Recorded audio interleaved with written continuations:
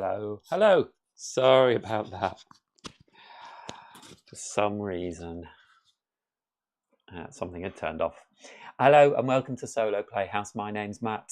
Today I am playing through more Kinfire Chronicles. Last time on Kinfire, well, we lost another battle and it felt a little bit unfair last week, which is the first time really that I've super felt like that. I'm also a little bit worried that I might be sort of falling behind in getting things. I know we were trying to talk to a kind of wizard type scientist guy who I think would have been able to help us. And I think instead of that, because we got defeated, I ended up with like 2 money. Anyway, we're back in Din Lux and we have 3 city action points to use. So we will use them. So we've got this map showing us all of Din Lux. And if you watched last week, you will know that we can only go to the bottom 2 sections of the map. I'm thinking that we should try and, I don't know, upgrade things, or I don't have much money. I have 1, 2, 3, 4, 5 coins. So let's look at recommended stops. We have 3 city action points to use this time. Trying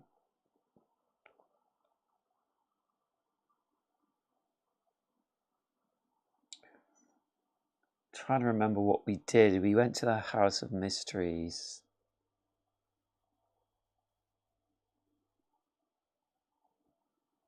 I think we should go to Luca's tea house. I don't think we went there last time. So let's do that. So we will get the Din Lux pack out. And Luca's tea house is number 3. It's here. Here. So we'll look at D3.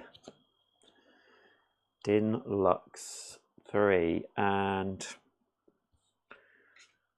hopefully, yes, here we go. So, come in, cries the owner, a bald, broad-shouldered man. You seem familiar. Have you ever been out to Vinya? Well, no matter really. I sell my own healing ointment I call Sweet Balm, and if you bring me some new plant samples, who knows what I can make. You may shop at Luca's tea house. Add it to the Din Lux market if you haven't already.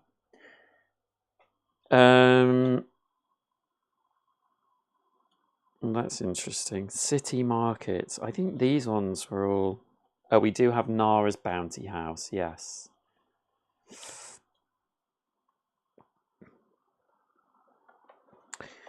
So we're looking for Luca's tea house. There's a lot of cards in this deck.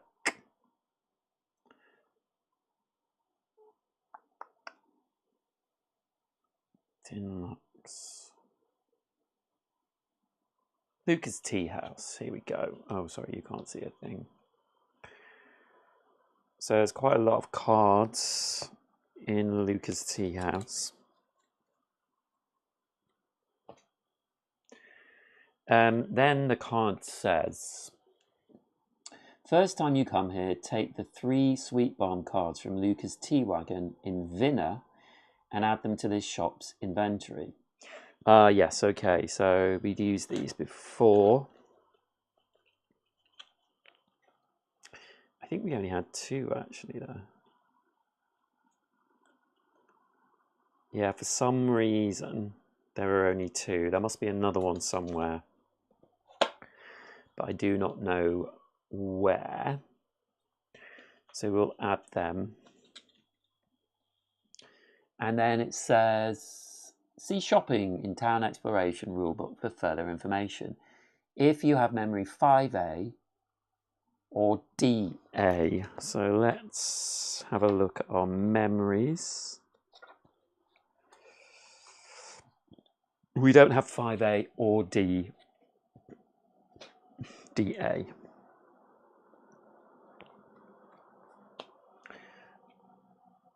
Otherwise, your city action is over. So we can shop here. So what have we got?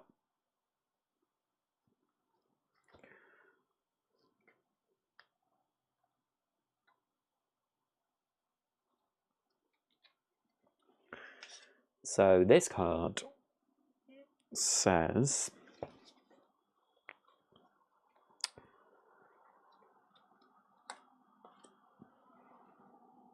hello there, my friends. I sell a healing potion called Sweet Balm, but if you bring me any unique plants you find, I may be able to create new potions for you. These items are for sale. Sweet Balm, any other potion. Once purchased, add the cards and any boosts to the Seeker's unused card pool, or swap them into a Seeker's deck using the normal deck building rules. Disposable cards return to the shop they were purchased from after use.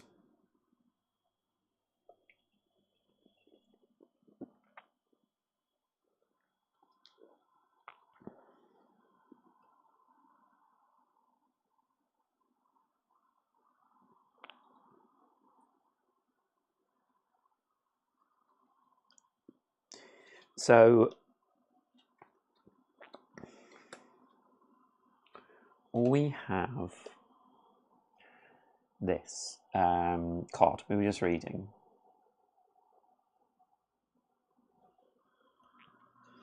And we also have the 2. We should have 3 Sweet Balms.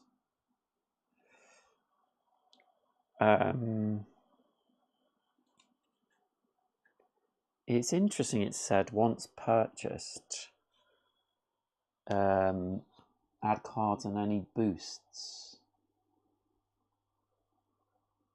to the Seeker's unused card pool, or swap them into a Seeker's deck using the normal deck building rules. But I can't quite remember. I think we just put them in our deck last time.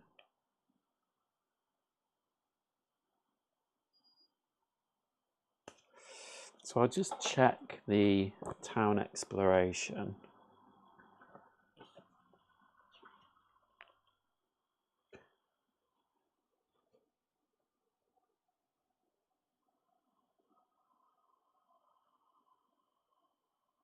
Your Seeker deck must always have 18 cards, which includes 9 action cards plus their link boost cards. Shopping. Disposable. Some cards purchased from shops, such as medicines, are disposable. Disposable items must be returned to the shop's inventory after being used in combat, but can be purchased again later.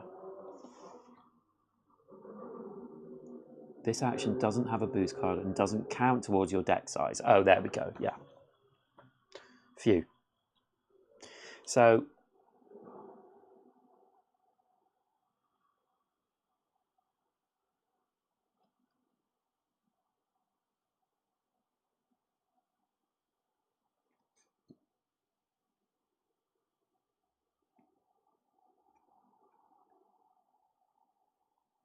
yes, all these are available to us, apart from there is an action card, which I think either maybe shouldn't be in here or we just can't look at. But we do have, let me show you this, Dark Dust. And Dark Dust says, be careful with this stuff, it's very potent, but real dangerous. Play this card instead of drawing from the bag, you take the next turn, but lose half your health, rounded down. And it's disposable, so it doesn't count towards our 18 cards. So we have that. We also have Scarlet Tonic. And Scarlet Tonic is all seekers discard all statuses from their hands, removing any discarded, exhausted from their decks, if able. Well, that's pretty good.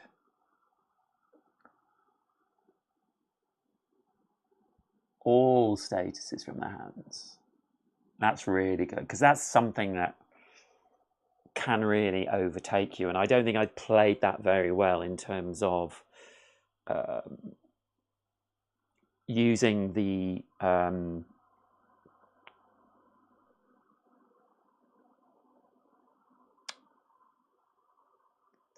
action of like passing,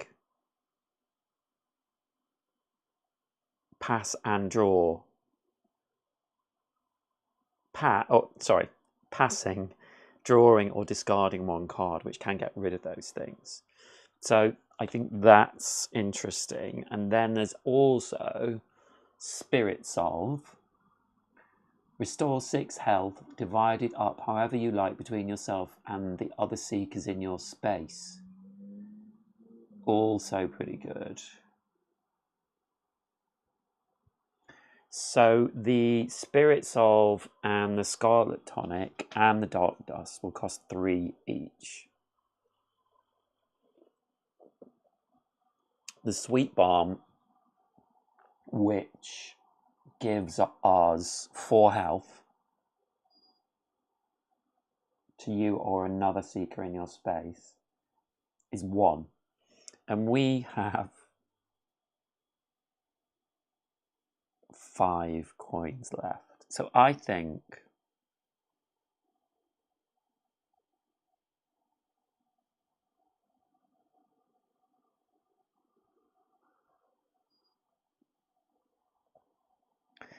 I'm going to get a Scarlet Tonic.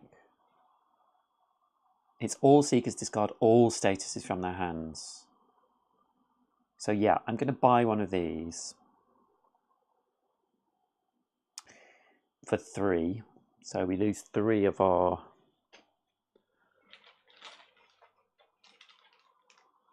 coins.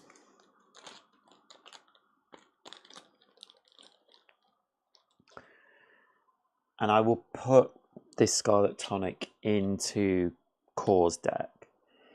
And then I will buy 2 Sweet Bombs as well.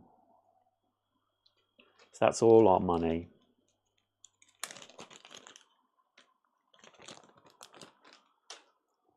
And I will give one to both of our peeps. And swap them into a Seeker's deck using normal deck building rules. So the rules don't actually apply in terms of how many, so we can just put those in. I don't think there's anything else.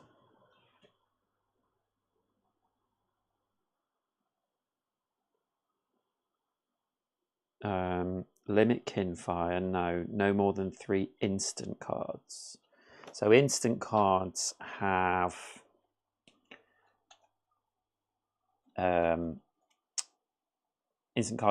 a lightning symbol in the bottom corner.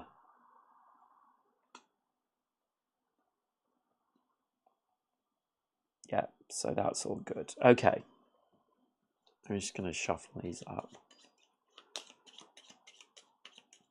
So, you know, it's one of the things I want to try and do is to try and move. Sometimes it might be a good idea to discard an action card to reload your deck, you know, if you haven't got much going on. And I haven't done that. I've been a bit rubbish at that. So there we go. So we spent all our money. So that town action is over. So all these cards will go back to Luca's tea house, and we'll go back into the Dinlux pack. So we'll put them... Oh no, they're going into our city space, city market. And we have 2 actions left. I don't have any negative cards in my deck. That's one of the only things from the last round that worked out well. So I don't really need to rest. I don't think so. I can use these 3. Let's have a look what else we can do. So the bird's nest, a cozy stuff for refreshment and relaxation. No. Casino, we don't have any money. We went to the House of Mysteries. If you need a place to stay tonight, the journey rests in your life and travels. Yeah, and I don't have any money left.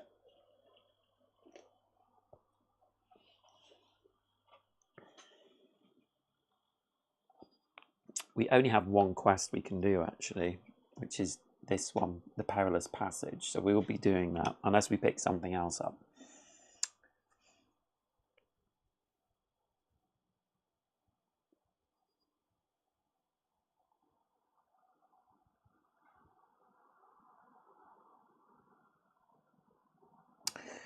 There's the Red Gull, which is many a skilled privateer haunts this seaside tavern, offering training in exchange for a drink. Well, I'm a bit worried we don't have money.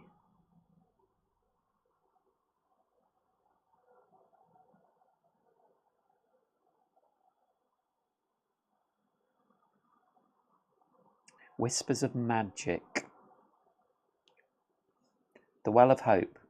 The stumps are dotted by various communal wells built for the benefit of the inhabitants. While these wells are beautiful to see and many have become popular for people watching, the so-called Well of Hope is not a site that your humble author would advise visiting. It is located deep in the tumbles. Okay. I think we'll go...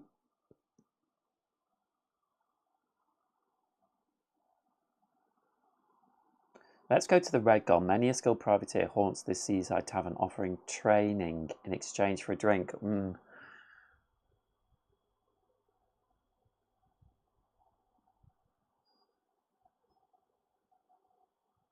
Well, I tell you what, there's something that it looks like it's free. The Library of Light, the greatest body of knowledge in all of Atios, is housed within the edifice. Those wishing to learn may freely peruse the tomes found here. Who can say what valuable insights you might find? So let's go to the Library of Light, which is 18. Let's see it on the map. 18, the Library of Light.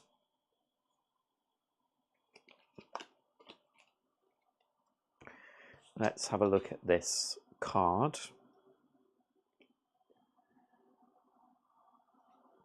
So, the greatest remaining repository of knowledge in all of Atios, the Library of Light has books on many topics. If you wish to research, you may choose up to 3 topics, read the card listed next to the topic, remove that card from Dinlux. Then return here. This ends your city action, otherwise return to the map and choose again. Okay. Old Time Darkness, Dwarves.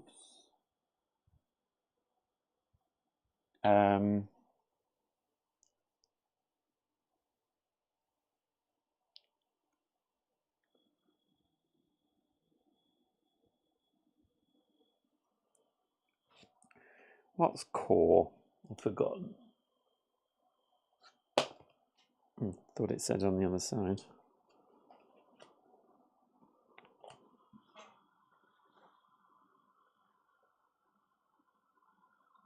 Revenant Tank.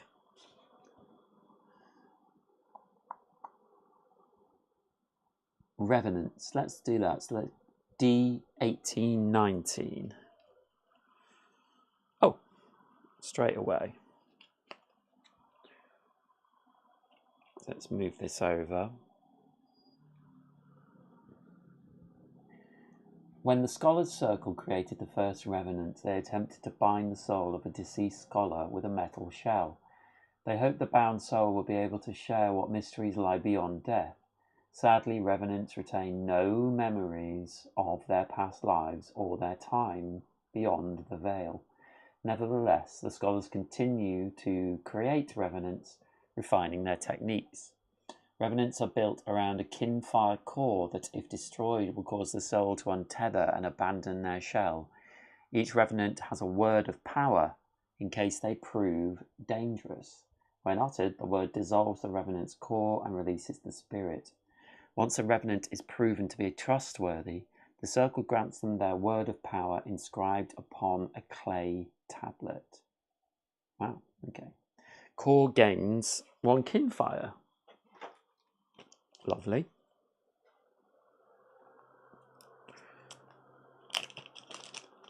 So we can do... He's got 4 Kinfire now. We can do 2 more topics.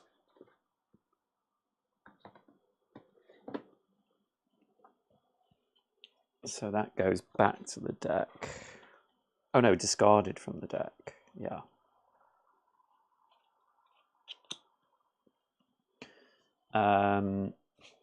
So what other topic could we do? Humans? Why don't we do that for Valora as well? I don't know if we need to. She has got 4 Kinfire as well. Magic. D1812.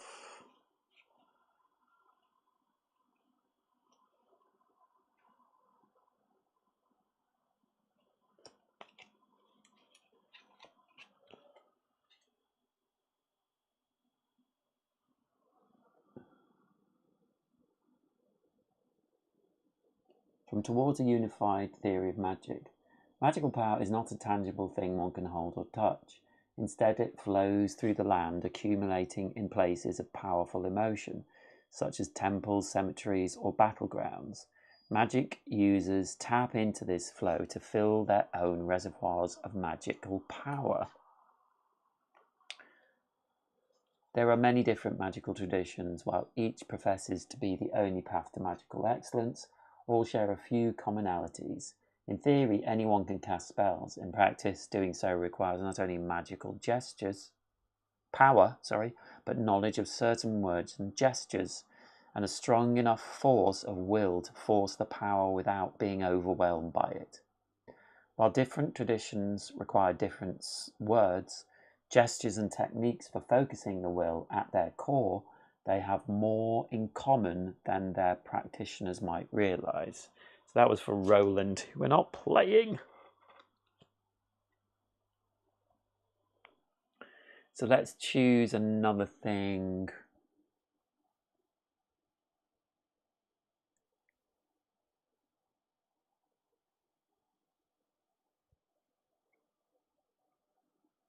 Flora, fauna, Dinlux, darkness. Let's do Kinfire, so 1811.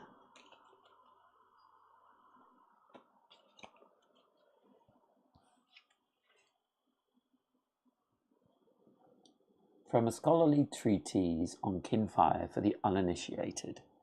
The substance known as Kinfire is pure condensed magic. It appears as an ordinary flame, but with the following exceptions. 1. The colour is silvery white. 2.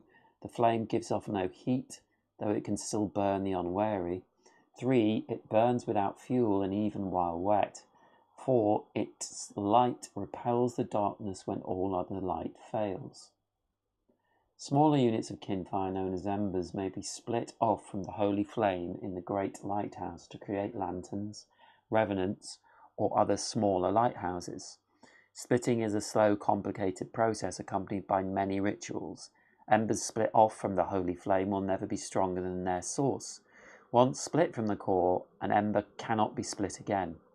It is believed that if the holy flame is extinguished, all embers originating from that core will be instantly extinguished as well. Okay.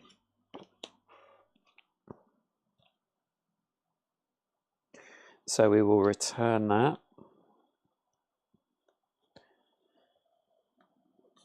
Bit of interesting information there.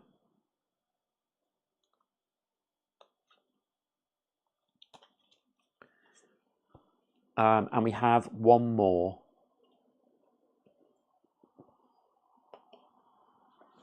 City action.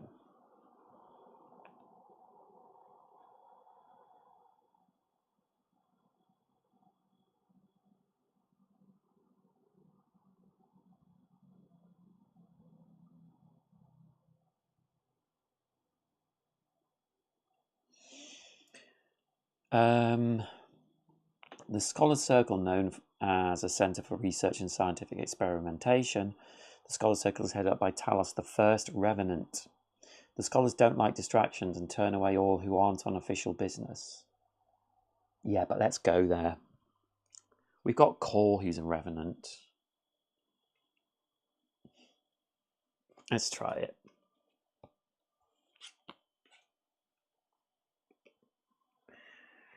You arrive at the Scholars Circle Guildhall, where a Revenant sits behind a reception desk. They barely glance up until they spot your Kinfire lanterns and quickly stand. Welcome to the Scholars Circle. Can I interest you in a thorough but strictly limited tour? The Revenant guides you through several libraries and laboratories, shooing you past a few locked doors. Several scholars look up at you curiously before going back to their various projects and muted conversations. Oh, they're looking for memories. So if you have memory 6, 1. No. If you don't have prompt Q20 and haven't completed quest 20, go to event DP. So if you don't have and you haven't, go to DP.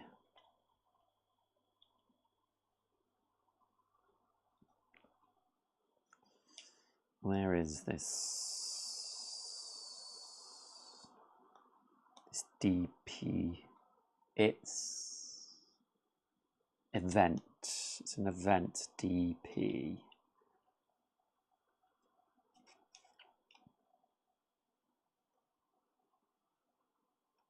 DP.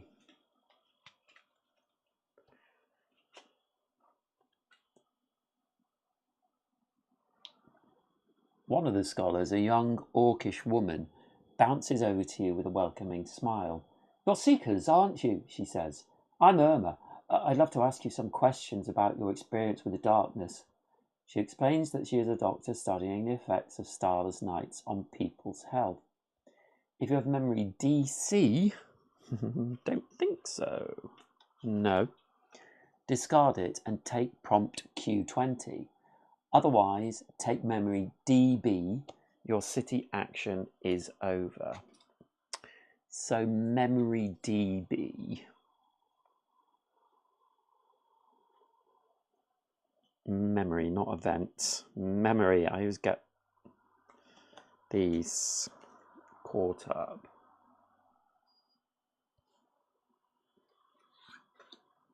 So memory DB is this. Irma, a young orcish doctor with a passion for research, talked with you at the Scholars Circle about her theories regarding the darkness and disease. Much of it went over your head, but you understood that she was convinced that the starless nights can leave behind never-before-seen illnesses. Before she let you leave, Irma made you promise to tell her about any new diseases you may discover in your travels. Okay, so we do have a new memory from that, so it wasn't wasted. And it looks like we could get quest 20 from that. So these will go back into the deck. DP Elemento P.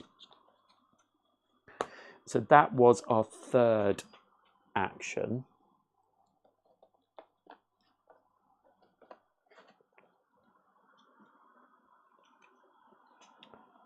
So we do have some memories. Okay. So that completes our town action. So now We don't need to rest. We're going on a quest. And we are going on quest 5, a perilous passage. Guildmaster Lyra has summoned you to her office in the Guildhall. Apparently, Hierophant Selin has a task for the Seekers Guild, and she's requested your services as well as your discretion. When you embark on this quest, open quest 5.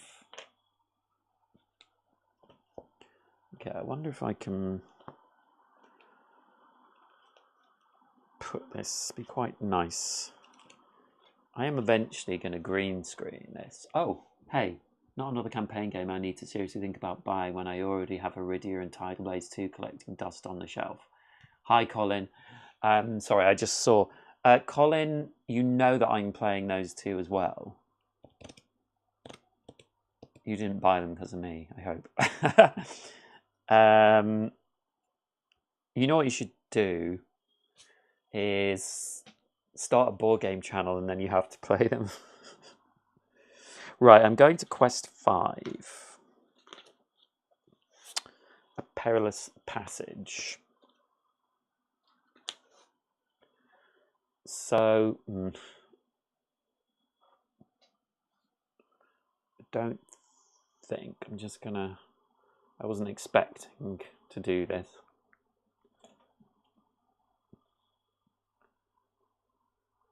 Okay, that's not too bad.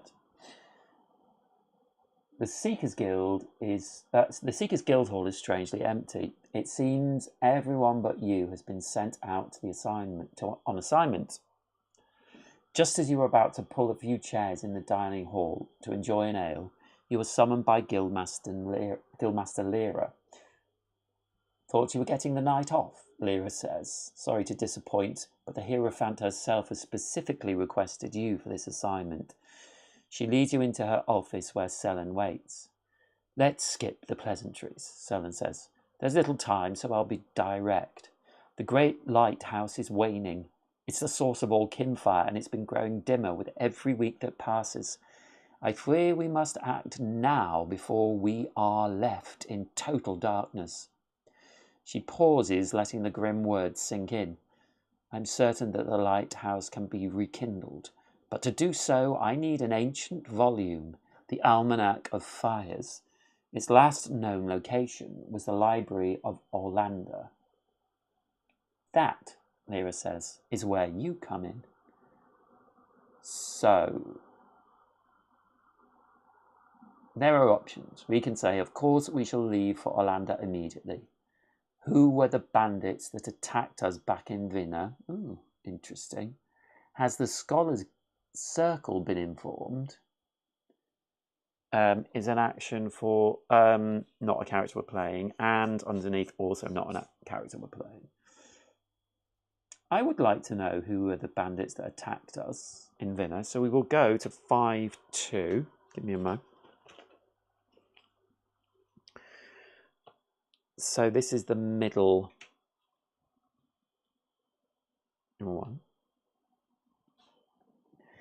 You ask Selene about the bandits you faced in Vinna. She looks away to the window. I can't be sure yet, but I suspect they are part of a greater conspiracy. This isn't the first time someone has tried to stop a new lighthouse from being erected. I have an idea of who might be behind it, but it would be unwise to speak without further evidence. Okay, so it says go back. So we will go back and we will ask the only other thing we can ask. As say, of course we shall leave for Orlando immediately. So we go to 5.1. So 5.1 says this. You have your assignment from the Hierophant herself.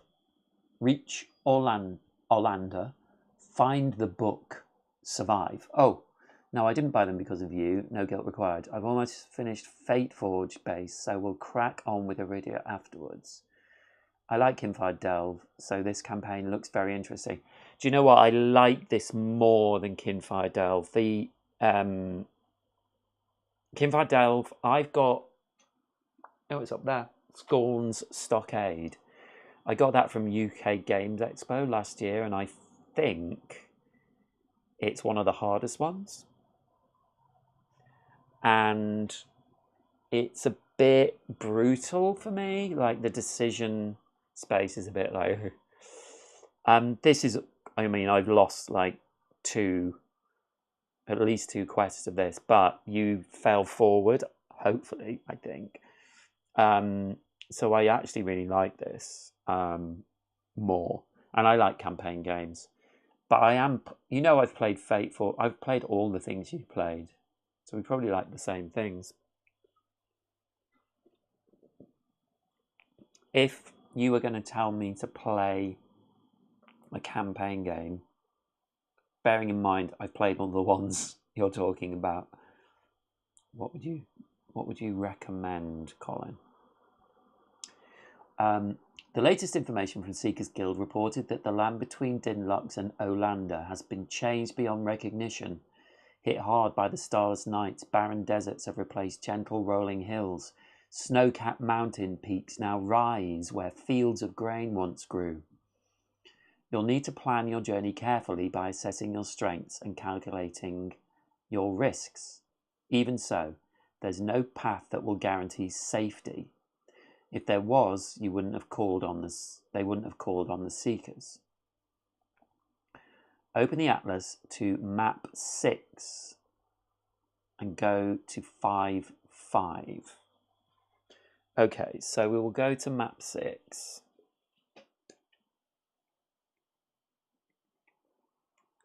Oh, okay. Spoilers. Something a bit different here. So we have a route from Dinlux to Olander. So let's look at 5.5.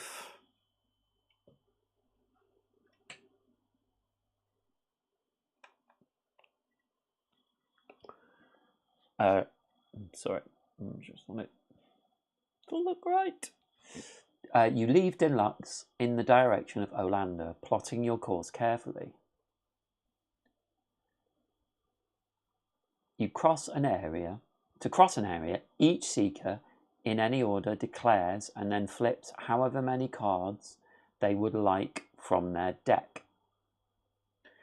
After all seekers have flipped cards, if enough of the indicated colour was revealed, you safely cross the terrain. Otherwise, select one seeker to gain one exhaust card for every card you were short. If a seeker deck runs out of cards, they may not draw any more on this journey. Great. So to set off towards the desert, go to 5.6. To set off towards the swamp, go to 5.7. So we really need to look at this map. Declares and then flips however many cards they would like. So that we have to declare first. I'm actually quite pleased that I've put in some health cards, because they are white cards, which means that we can use them for any colour. So neither of us have lots of blue cards.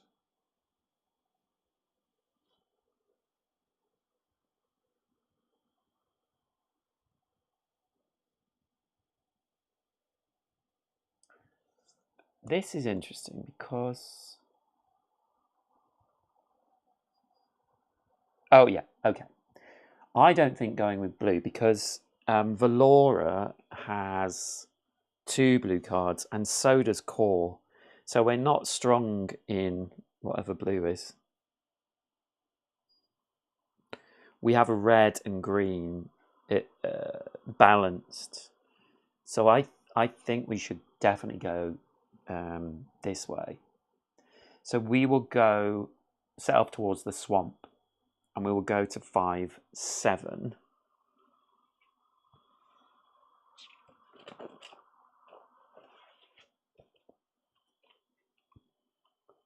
So yeah, it does scale with how many seekers you're playing. So 5-7 says, frogs croak, mud clings to your boots. The thick, humid air has a stench that you won't soon forget. But still you marvel at your surroundings. Before the starless nights, this was all rich farmland as far as the eye could see. Now all that lies before you is a foul, treacherous marshland. So to cross safely,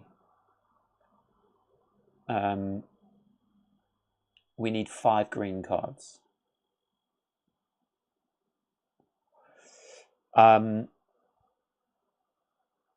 So Valora has the most green cards. We have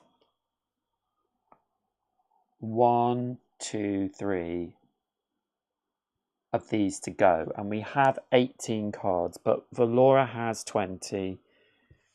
Core has 19. So if we're going to green, Valora has more cards. So I think to get 5, if we get Core to draw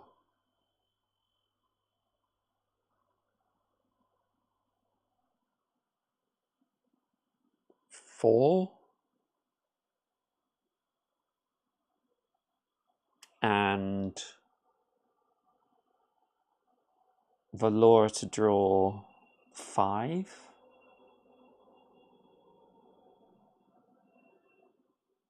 Let's try that. So Core is going to draw 4 cards, and he needs green cards. 1, 2, 3, 4. Okay, so he's got 3. And Valora's going to draw 5. 1, 2. So we've got the 5. 3, 4, 5. That's not good. She drew a lot of blue there. Well, actually, blue's fine. Yeah, that's fine. Okay, so we go back to the card. If you succeed your target by at least 1 green, if you exceed, we actually...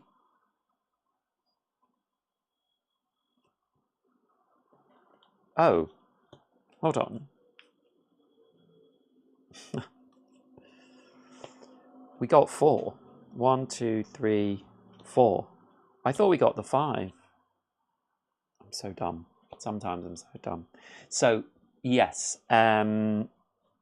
we got 4, so we didn't quite make it. 1 Seeker gains 1 exhaust for every green you are short. So, we will give this one... what's happened to this? We will give this one to Core, and it goes into his discard pile.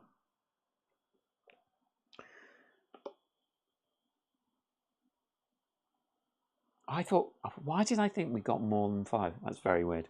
Otherwise, go to 5, 9 or 5, 10. So let's look. We are here. I don't think we want to go to 5, 9. We've got, actually, Valora has already drawn a lot of her blue. So let's go to 5, 10. So 5, 10 says, making your way up the steep, snowy slope, you spot a herd of woolly animals among the rocks. With long, floppy ears and enormous eyes, they're like no creature you've seen before. They appear to be harmless, even a little bit cute, until they stand on their back legs and begin to hurl rocks at you. Pra, pra, they cry, whenever they manage to hit one of you. Jeez. Okay. Sorry, yes, Colin. Tales from the Red Dragon Inn is really wonderful. Each scenario, I've played it. I found Earthborn Rangers quite repetitive and Tainted Grail's combat unengaging. Just my 2 cents. I've also played Earthborn Rangers, Colin, and I agree with you. I was just like, it was one of those games where I was like, I'm trying to understand why people like this game. And that's just the way it goes sometimes. I was tempted to try and play it again because I'd heard they come up with solo decks somewhere that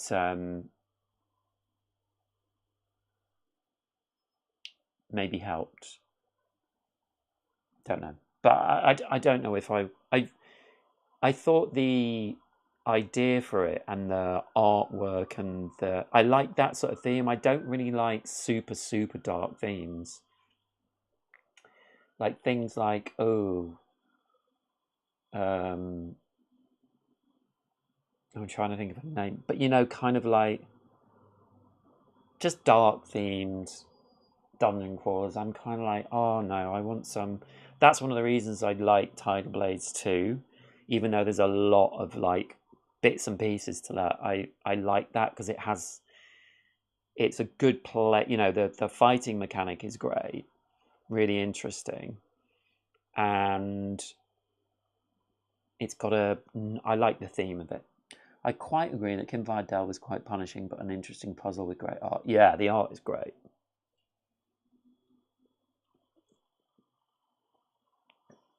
I bet the upgraded version of this. I mean, the art is great in this as well, but those Kinfire Delve boxes, they've got the gold. Excuse me, they've got the gold backed cards and a sort of a raised textured thing on the cards, haven't they? Which I think is lovely. I did play Kinfire. That's again. I did play Kinfire Delve the other day, and I liked it, but I was just like, oh god, this is so hard. Right, where are we? So for 2 Seekers, we need 6 red cards. Well, the good news is Core has only drawn 1. So they're obviously going to try and get us to draw more cards. The next time we would do red or green. Valora has a lot of green, so I think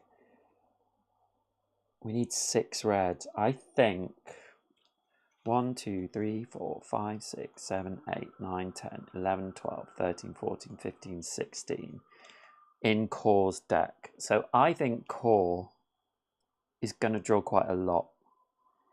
Let's draw, if we've got 16, 8 this time. 8.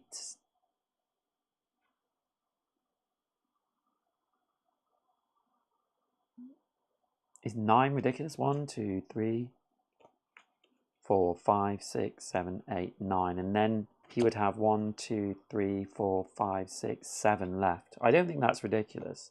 He's going to draw 9.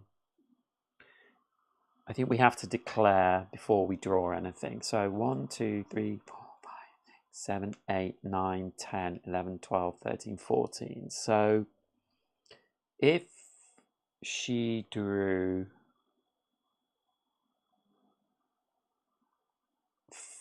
5. So 1, 2, 3, 4, 5, 6, 7, 8, 9. So 5 and 9.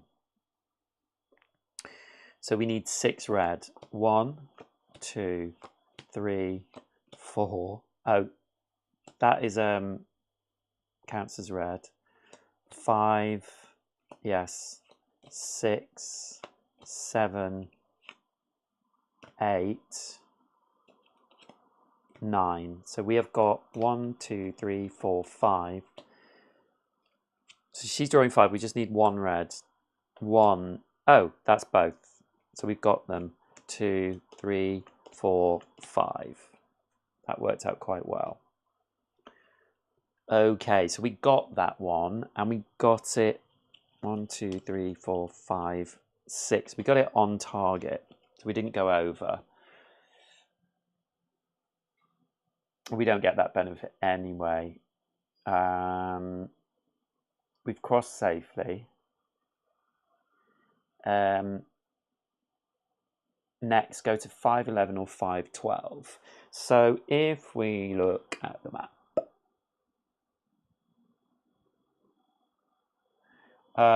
okay, Colin, yeah, please give it a watch, put it on in the background. I'm not actually this year. I have been for the last 3 years, and that first one was the first one of those three was my first one. Go with a couple of friends of mine. But this year we decided, because it's just a big expense and we buy lots of games, and we decided this year, I don't know if it's going to work out because I'm working as well, but we might have a weekend where we just go somewhere and play games instead over that weekend. So we'll see. Okay, so we need to go to either 511 or 512. Let's have a look, see what we've lost. 2 red, 3. I think, have we discarded many green? 1, 2, 3. So we've got 3 more. And we've got 1, 2, 3 red. But Defending Blade, Vengeance Stone.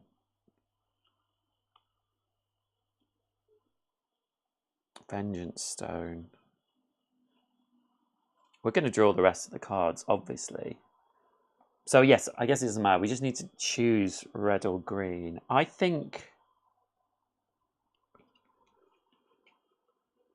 she's drawn a lot of green and not a lot of her red. So let's choose the red ones.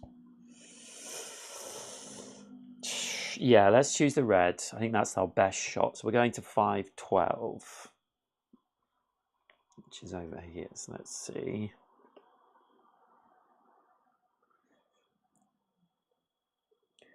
Yes, 512. Dark clouds gather and thunder rumbles ominously overhead as you make your way along the narrow ridge. The winds whip around, threatening to push you over the edge into the chasm below. A storm is coming on fast, and you'll need to find shelter. You spot a cave just ahead. But can you reach it in time? So to reach the cave, we need 7 red cards. So we are declaring all our cards, I think. I mean, I don't see any reason not to. So, actually, we'll go to the main hand. So we've got 1, 2, 3, 4, 5, 6, 7 cards. So we need 7 red. 1, 2, 3, 4, 5, 6, 7. So we have 1, 2, 3, 4, 5. 1, 2, 3, 4, 5, 6, 7, 8, 9. Oh, we well overshot that.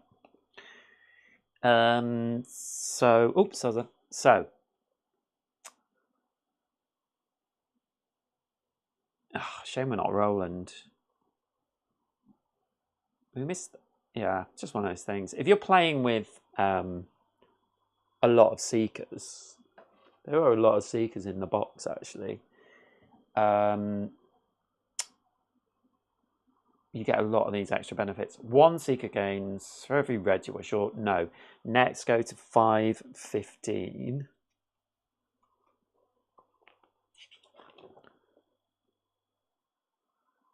No. That's really poor. That's really poor. It's tricked us.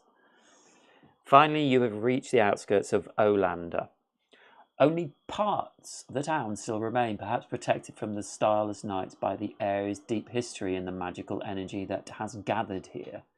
You pause, overwhelmed by the feeling that you are somehow meant to be here in this exact place at this exact time. Count up the total cards remaining in all of your Seeker's decks. This is not fair. It didn't say that. You receive Kinfire based on how many remain with a maximum of 3. Tricked. We've both got 4 Kinfire, so I'm not too bothered.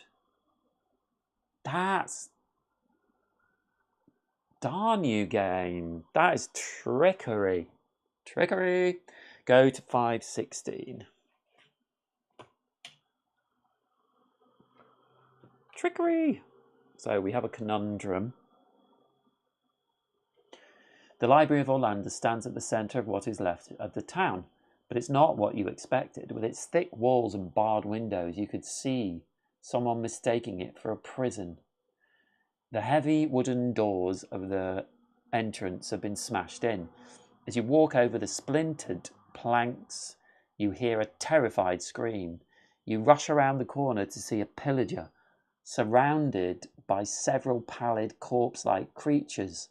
Flailing his sword wildly, he's keeping them at bay for now. So we have a conundrum. But we are both on the same side, so we have to choose. Thief or not, he clearly needs our help right now.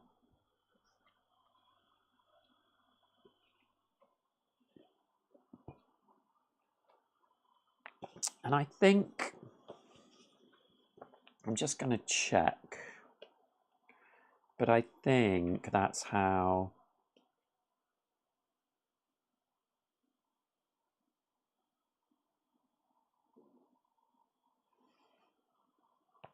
if you and your companions choose the path that your seekers agree with most, you'll receive a Kinfire token. Yeah, so both of us will receive a Kinfire. I feel like Kinfire is going to be like even more important. So we both have 5 now.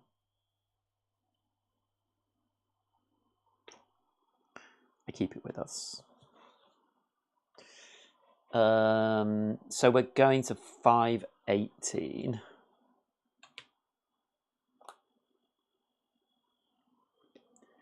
So 518. After a moment's hesitation, you decide to intervene. Some would call you brave, others foolish. As soon as you enter the room, the whites turn their glowing red eyes to you and with a horrifying shriek attack. Clearly relieved at your arrival, the bandit flees into the shadows of the library, clutching the bleeding wound on his shoulder. Open the atlas map to...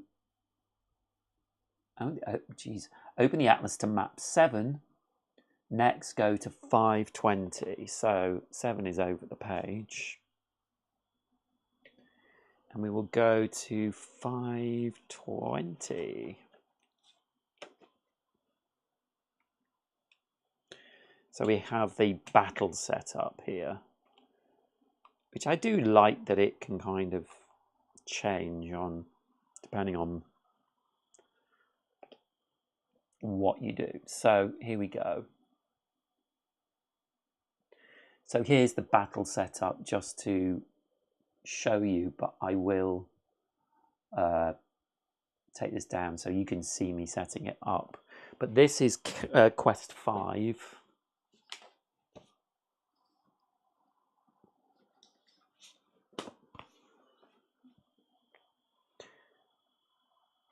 So we have quest 5 here. So the battle setup. We're going to start here in this area because I have to lay our characters down for you to see. They're always a bit, fill the space a bit much. And then we have 3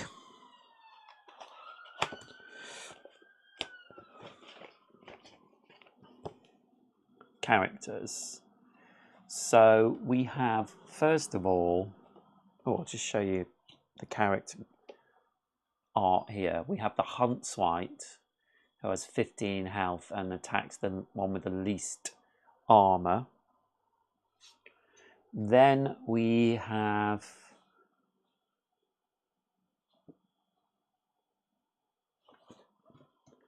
the Bale White, who has 21 health and attacks the one with the most health. And then we have the Mage White, who has 18 health and attacks the one with most armor. So we'll put them out the side of the board, as we normally do.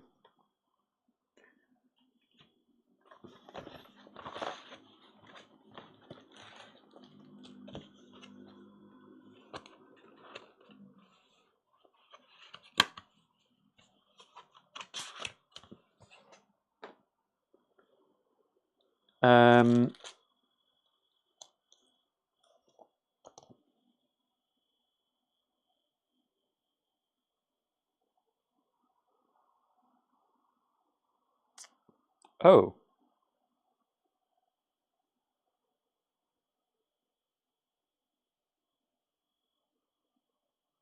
What is going on there? Oh, there they are. Okay.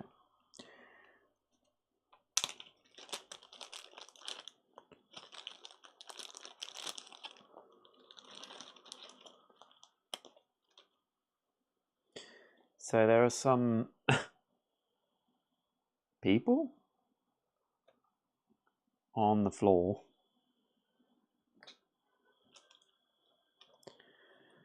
And we have their tokens as well.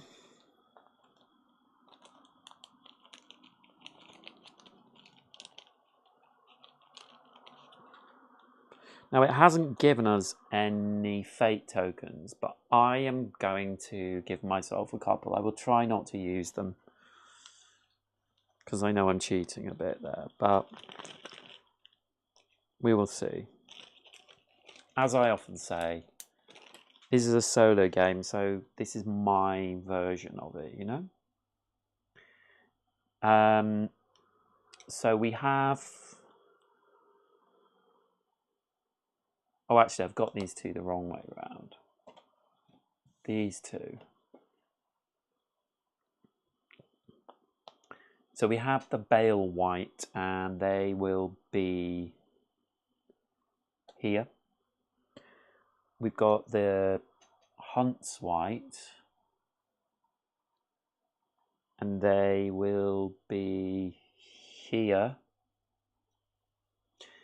And the Mage White, yeah, Mage White will be here. And so they will focus immediately before we start. So Bale White will focus on most health.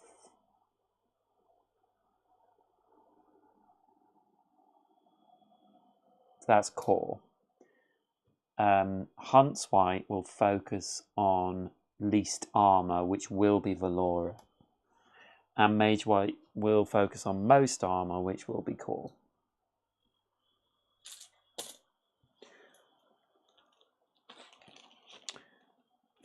If a Seeker is defeated, you lose the battle. Go to 521. If the whites are all reduced to 0, go to 523. So also, we just need to look at what they do. So the Bale White, at the top it says, if the Bale White is ever in a space containing a corpse, it devours the corpse, discarding it and gaining 7 health. Then discard all statuses from the Bale White and place overlay 5A on it. Okay. Despite the Bale White's sluggish movement, it lashes out. So it does a 4 attack and then hurts. And then this one, your Bale White swings its massive sword. It's a 3 attack to everyone in the same space as it. Then the Hunts White has the same thing, but it gains less health. It has this, a range 2 attack, plus 3 damage if the target has no armor. The Hunts White refocuses, and the Hunts White leaps forward, claws extended. So it's a melee attack of 3, plus it gives you a weak. And weak is this. So while any weak cards are in your hand, your attack deals 1 less damage. Plus, per weak card, deals 1 less per weak card in your hand. If you did not gain a weak card this turn, discard 1 at the end of your turn. When you discard a card, return it to the pile of unused cards. Okay, yeah. So that's weak.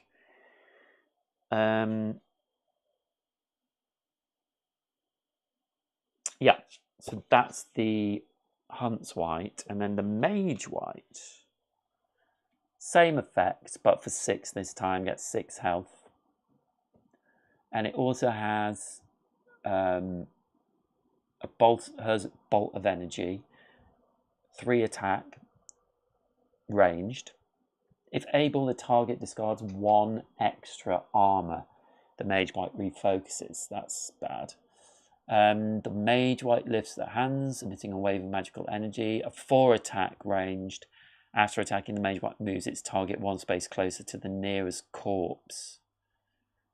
Okay. So we're trying to keep them away from corpses. Hello, Scott.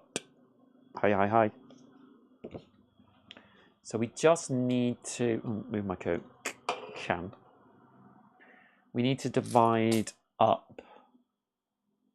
You can't see that, but it doesn't have any effect. So we need to divide this up. So 1, 2, 3, 4, 5.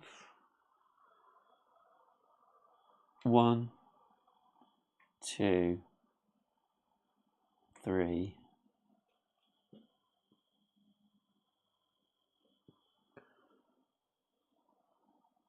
4, 5 for the Bale White. Then 6, 7, 8, 9. 6, 7.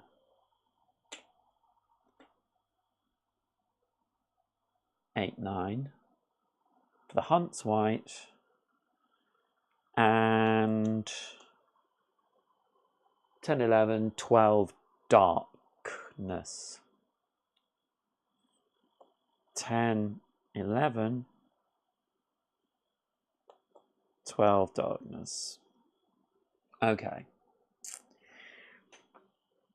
So I think that's good. We're ready. Now we just need to... Actually, let's do this. 10, 11, 12 dark. Let's just shuffle up.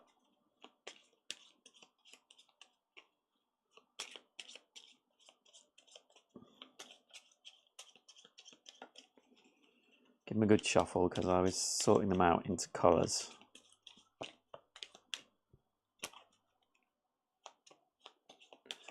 I think this is going to be a hard battle. Oh, I need to put their...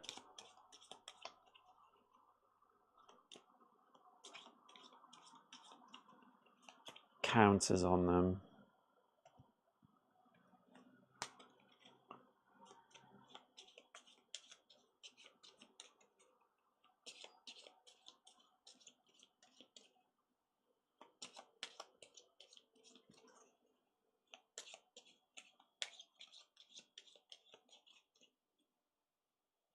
What time did I start this? 5. It's already been an hour. Crikey. Mind you, this battle might not be long.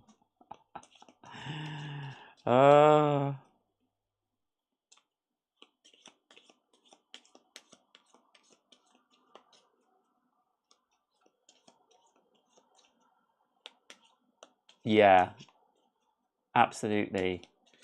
My issue with it now is I've had such long gaps in between, I've forgotten everything. But I would advise you to write things down and to check. And obviously the keys are really important there. Looking out for the sentences they says. Okay. But yes, I agree, it's a great game. Okie dokie. Oh, these can go over here. So, apart from this, where we'll just sort this out. 15.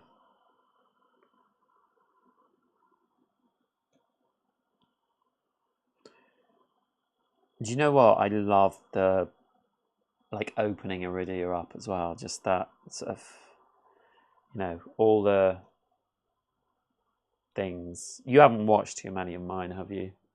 But there's lots of nice things. Obviously, no spoilers. I am just... Oh, Now I got my first squill and have my first team party kill. So it's going perfectly. Great.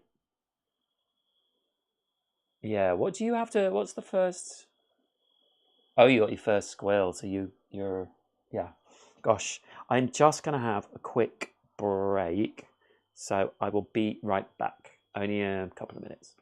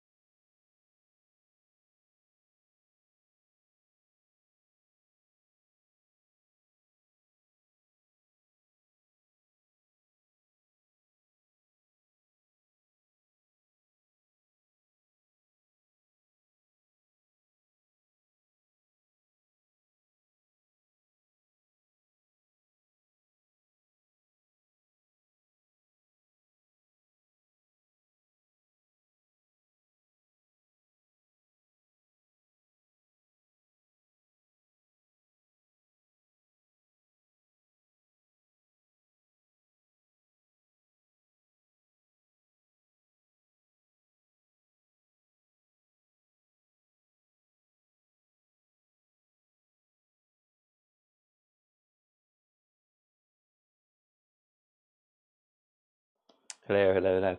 I'm playing it solo, knowing I should be playing it with my group. They will love it. Yeah. Are you playing true solo or are you playing two characters? What characters are you playing? Okay, so we're ready to begin. Oh, no, we're not. I'm really scared about this. 1, 2, 3, 4, 5, 6, 7. So let's arrange all these. Only a couple of actions, which is actually quite good. Armor 1, 2, 3. For core, he's got his ward action. While this card is in play, enemies suffer 1 damage each time they move.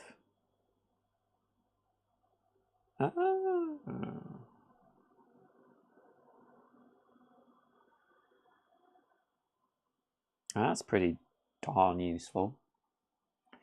So he only has 2 actions. He's got his return a chip to his bag, which is useful. I'm going to put that on top. Okay, so that's core. Valora will draw 1, 2, 3, 4, 5, 6, 7. And she has... Oh, the same. 2 actions and a ward action. Her ward action is, while this card is in play, your ranged attacks may target enemies 2 spaces away from you. Also pretty useful. And shot to the knee and capture rune. Okay. It's got 2 characters, the Fey Wizard and a Dwarf Path of Valor. I'm on the Path of Valor, I think. Yeah, it's like your sort of tanky character, right? But the Wizard, yeah. I think if I played it... I don't know. I spent 3.5 hours on it on Sunday. I don't know. I mean, obviously, you're probably not watching because you don't want to get it spoiled. But yeah. Okay, we are going to begin this, and I'm scared. Just to let everyone know. Let's see what happens. So we draw our first chit. And it's a 2. And 2 is the Bale White.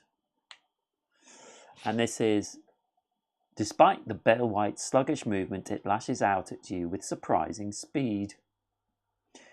So the Bale White is here.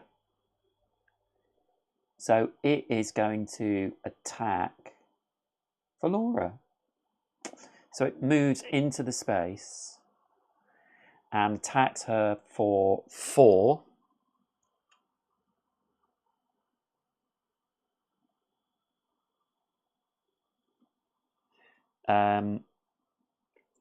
Core can block for 2.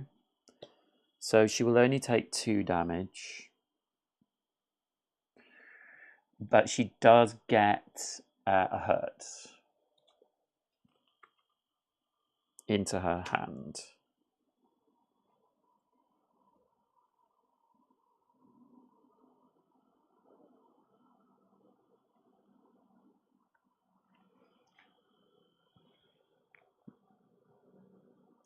And that's that. I think I rolled about 8 natural 1s in 4 hours. Yeah. Did you see? I played Spire's End, Rangataki, the other day, and I rolled my first 4 rolls were, I don't think in this order, but I rolled in my first 4 rolls 1, 2, 3, 4. No, 1, 2, 3. Or maybe my first 5. 1, 2, 3, 4, 1.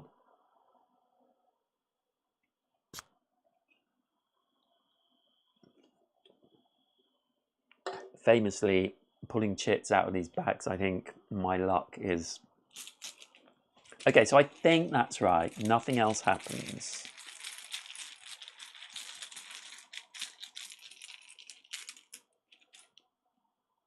So we drew Core. So come on, Core. What should we do? Let's play Vengeance of Stone. So while this card is in play, enemies suffer 1 damage each time they move.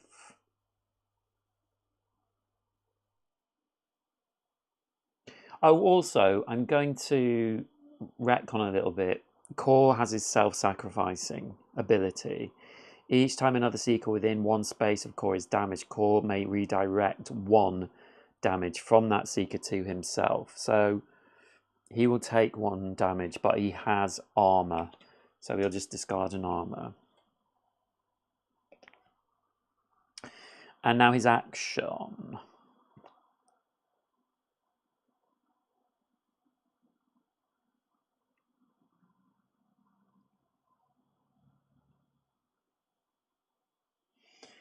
So he could move and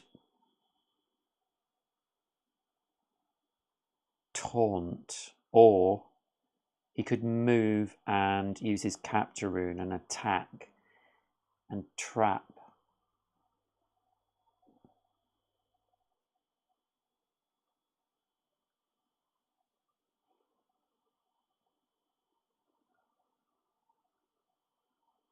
Or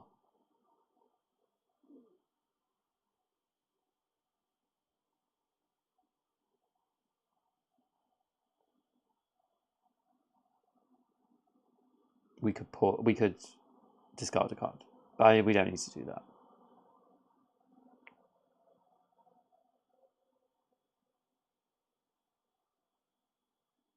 See, his taunt is pretty useful because it brings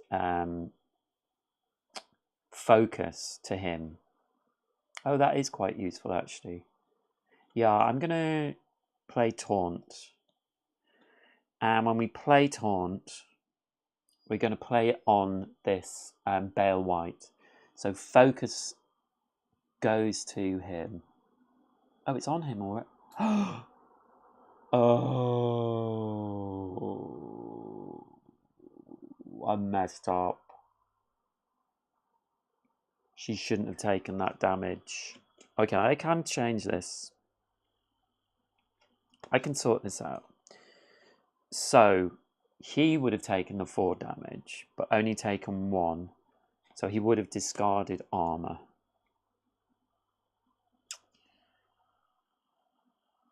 So he wouldn't have needed to block anything.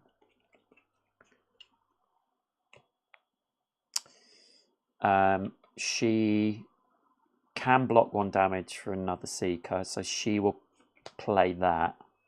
So she blocked the extra damage. Okay, sorted. So let's think about this taunt, because there's this.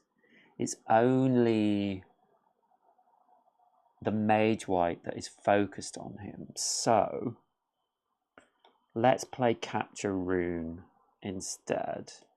We will move here, I think. Yeah, here. And we will attack the Bale White for 2.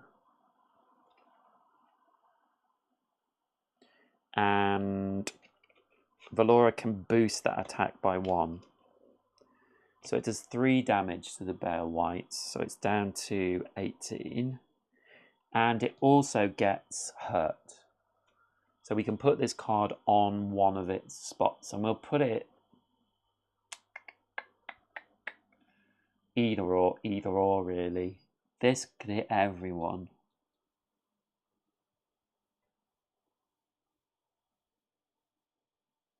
It doesn't matter. It's equal. So we'll put it on there.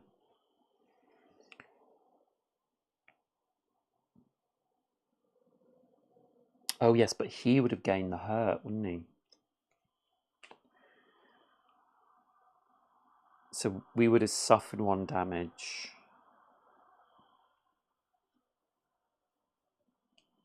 And then discarded that at the end of our turn.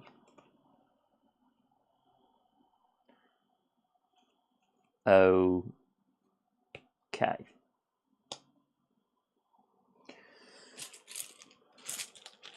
Then episode 4, the camera stopped working halfway through and I didn't realise. Yeah, that's annoying. Do you have a solution for that? That's happened to me. Like, I think my setup is a little bit more, like it doesn't happen very much, touch wood, anymore. But yeah, it's horrible. Okay, core again. Right, I'm really need to concentrate because I've moved that. Not moving the right one.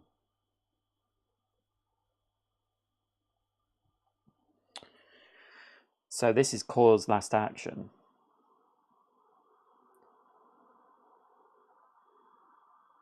And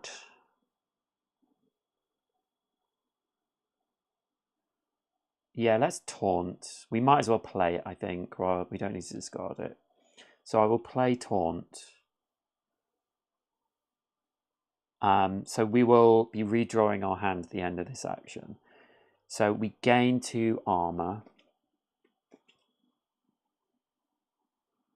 This can't be added to. So I'm going to draw this Bale White to me. And that gets discarded. And then we have no action cards. So all our armor is discarded. All these cards are discarded. And we draw 7. And our lantern is charged.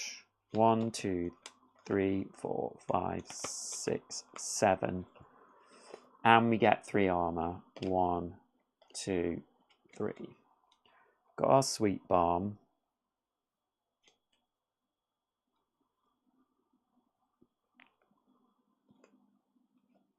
Oh, we've got a lot of actions.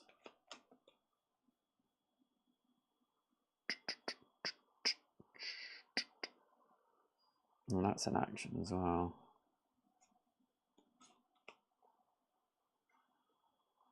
We can block a lot, so that's good. So he has his adamant crown now, which I will show you here. So the adamant... Oh.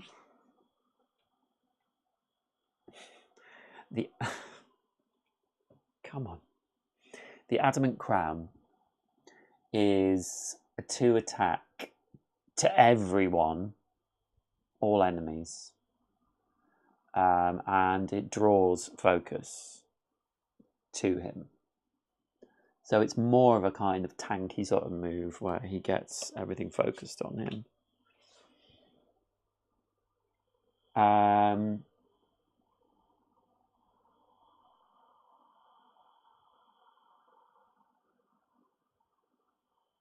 Oh, this enemy moved, by the way, so they take 1 damage.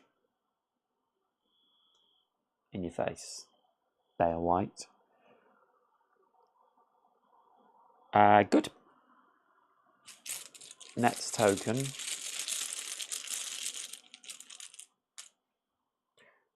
Valora. Welcome to the game, Valora. I mean, she has done some protecting. So she will play her ward action. While this card is in play, each time Valora enters a space without enemies, she may choose another seeker within 1 space of her. That seeker gains armor. Must remember that.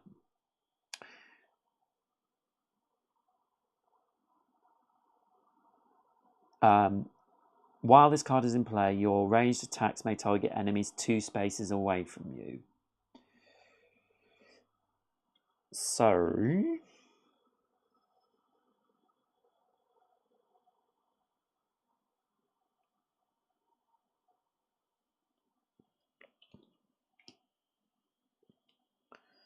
he can... No, he can't boost her attacks. So we could...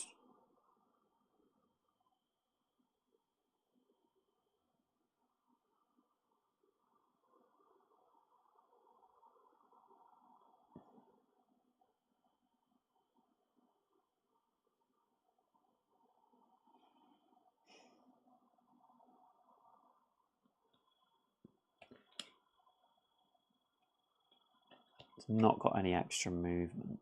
So I think we should just attack the Bale White again.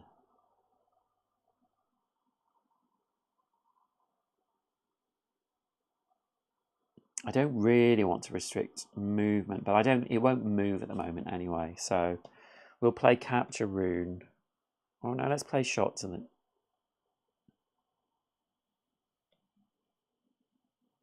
Shot to the knee brings focus on her, but it won't be able to move, probably. Yeah, I think that works. Shot to the knee. So we're doing a 2 attack on... We could attack them, but stopping them from moving... Maybe we should attack them. Yeah, let's attack them. And then they can't attack anyone. Okay, so I'm doing attack on them because they have focus anyway. So we do 2 damage to the Hunts White. And they get 2 trapped. So we will put them on both of theirs. That's a good idea, I think. They still have an action. Valora still has an action. Okay. Valora. Okay, so we'll do the same. We will attack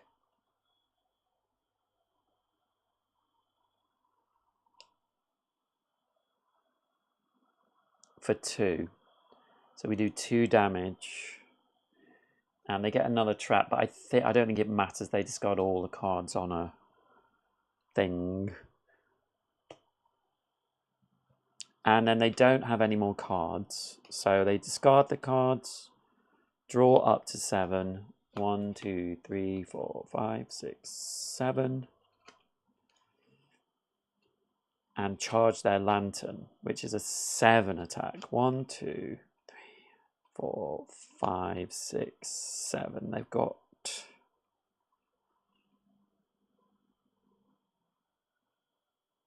Good, got some good stuff there.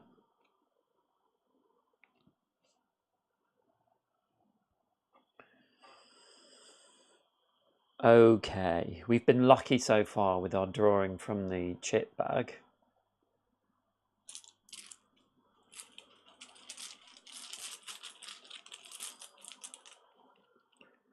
Valora again, wow. Okay, so the question is, should I attack that Hunts White again? Yeah, I could kill it. If I got another Yeah, I might as well. I'm going to use my lantern. So this is Snipe. So it's a 7 attack, brings focus onto me. But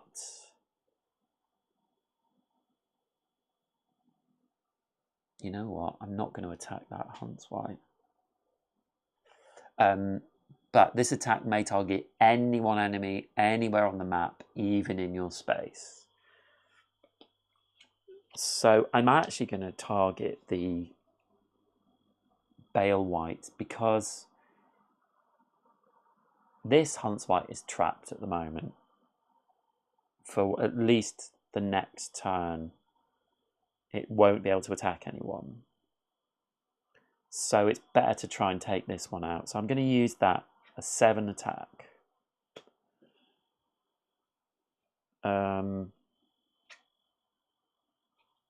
Unfortunately, he can't add anything to it. He's just got block. So the Bear White goes down to 10 health.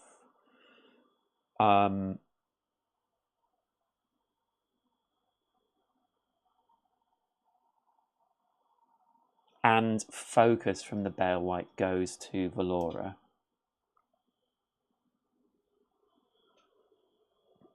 Behag. It was worth it. So that's her go.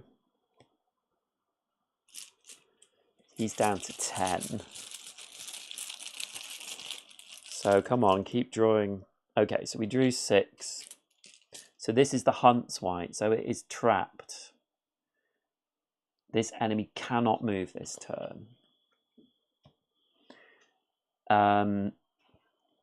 So it is doing a 2 ranged attack, but it only has range 1, so it can't attack anyone. +3 if the target has no armor. So that's it. That's the end of its turn. That was Chit 6.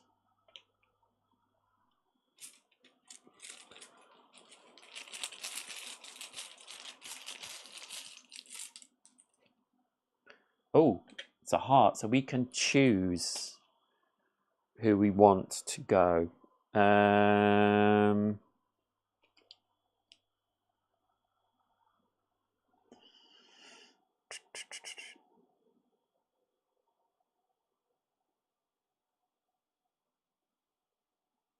Interesting.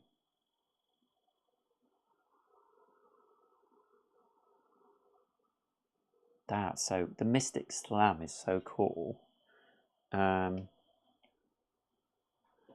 So 1 damage, which brings focus onto Core to everyone in his space. So it's not great in terms of that. But after attacking, you may move your targets up to 2 spaces each. A move target suffers 1 damage for each space you move them. But also, Core has his Vengeance of Stone out, which is while this card is in play, enemies suffer 1 damage each time they move. So I would do 4 damage to them. And I would bring focus back.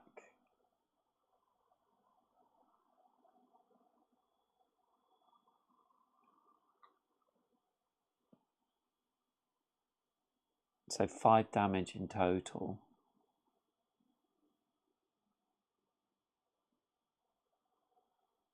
I think it's kind of tempting.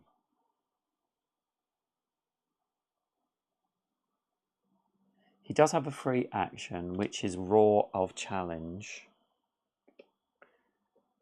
Gain 1 armor, all enemies focus on you. Free action, so I could go again.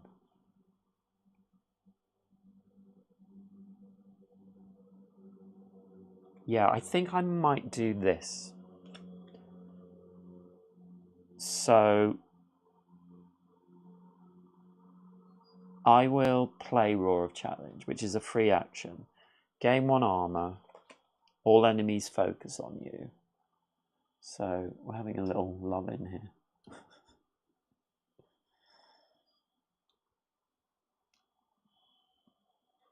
And it's a free action, so we get to go again. And I'm going to play Defending Blade.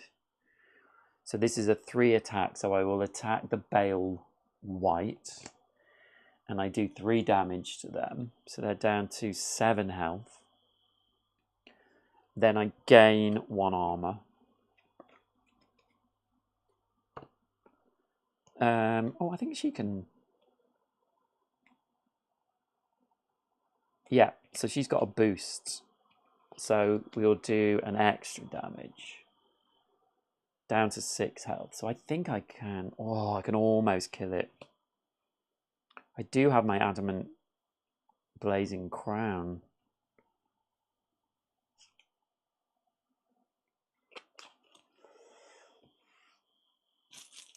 Okay. Next token. It's a 4. So it is the Bale White. So they are attacking everyone in their space, but it's just caught. After attacking, the Bale White moves 1 space closer to the nearest corpse. Oh! Damn it. Okay, so it does 3 damage to Core, but he has got loads of armor, so it takes no damage. Then it moves closest to the closest corpse, so it's going to eat this corpse. If the Bale is ever in a space containing corpse, it's moved, so it takes 1 damage. It devours the corpse, discarding it and gaining 7 health, so it's back to, damn it, 12. Hey.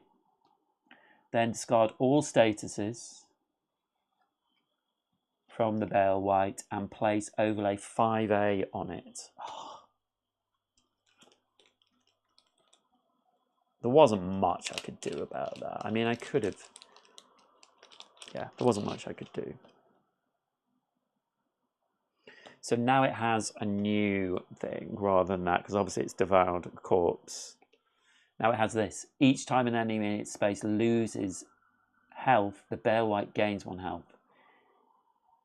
In addition, all of the Bale White's attacks deal +2. Any damage Bale White suffers is reduced by 1. Ugh. Made it stronger. That was hard though. There was not much I could do. So if it attacks someone, it gains health. In addition, all the Bale White's attacks deal +2 damage. Any damage that Bale White suffers is reduced by 1. Ah!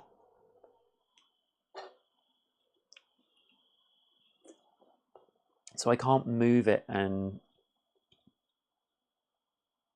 damage it. Enemies suffer 1 damage each time they move.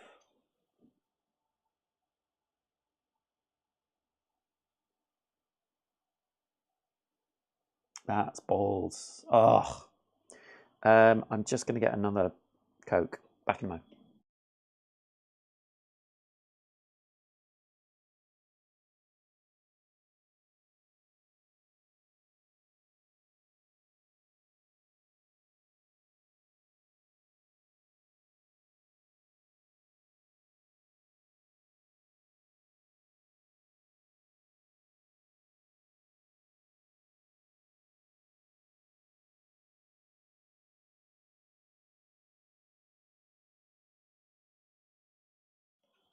Okay, so that is very annoying, I've got to say. It's always like this game. You think, oh, I'm getting there. So we need to be careful when they activate to make sure we do those things, or when we're attacking it. Valora again.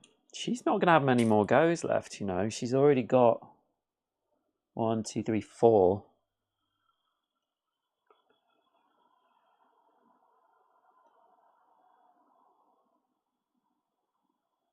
I think we're going to move into Core's space. We're all together. And when she moves, It's a space without an enemy, so she may choose another seeker within one space to gain armor. So we'll give Core 1 armor. And then we will attack.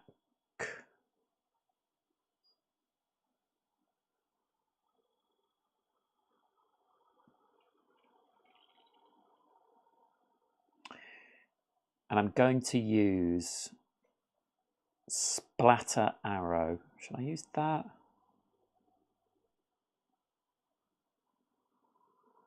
Yeah, I'm going to use Splatter Arrow on the Bale White.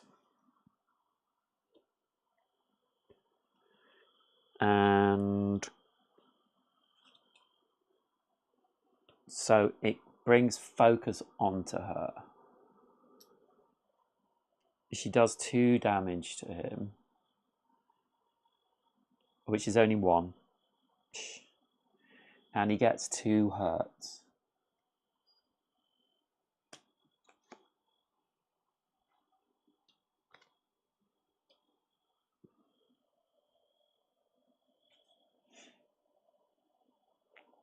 It's going to take a lot to kill him. After attacking, give damage to every other enemy and seeker in your target space. Yeah, that's fine.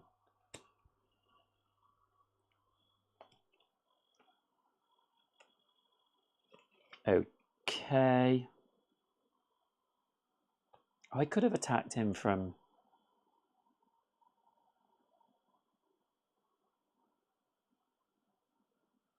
Yeah, but that's fine. Okay.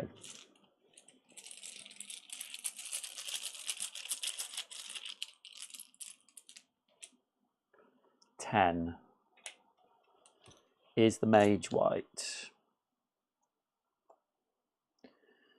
So the Mage White hurls a bolt of energy straight into your chest.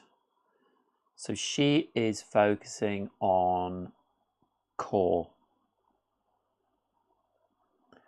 And she's going to move towards him. When she moves, she takes 1 damage.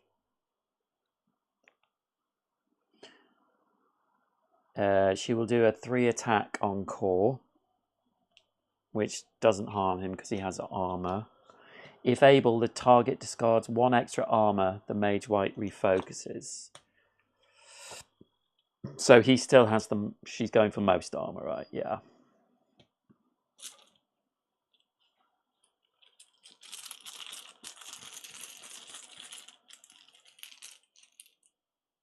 Oh, darkness.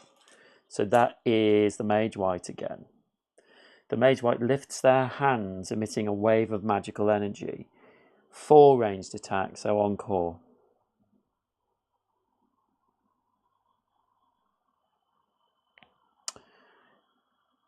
So 4 damage. She has 3 armor, so 1 could get through, but I think she can block 2 of that damage for another seeker, so he doesn't take any damage.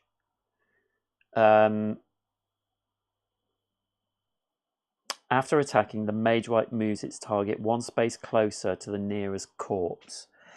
So it's 1, 2 away, or 1, 2. So I think we'll just move Core here into this space. Valora will stay there. Okie dokie.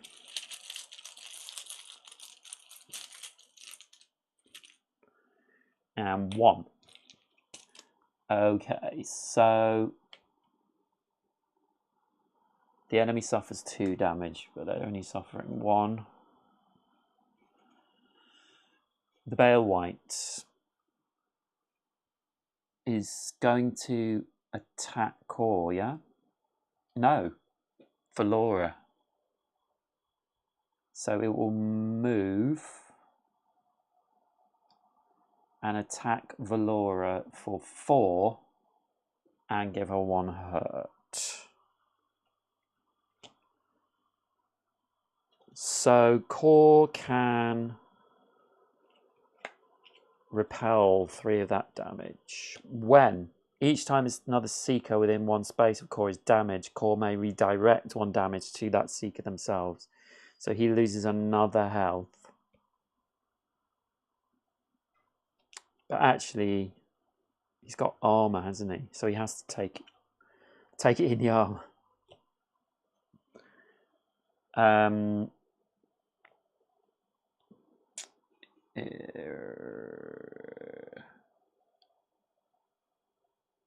So that was 4. Wow. 1, yeah. And nothing else happens there. It's very annoying, this one.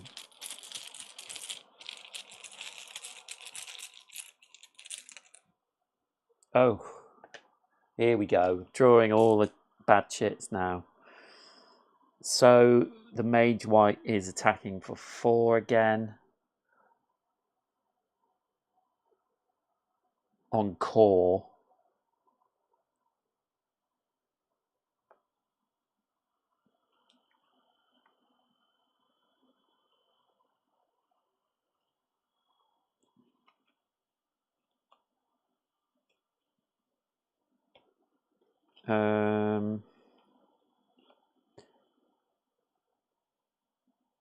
So he has armor.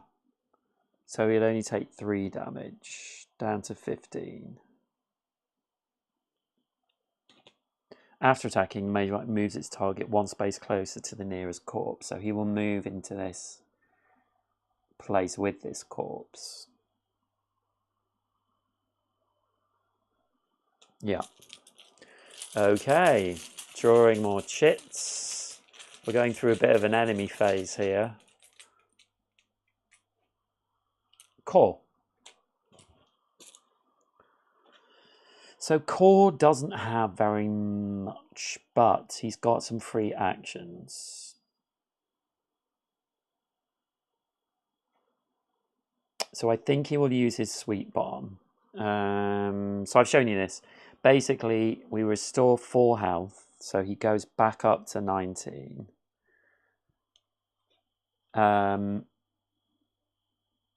And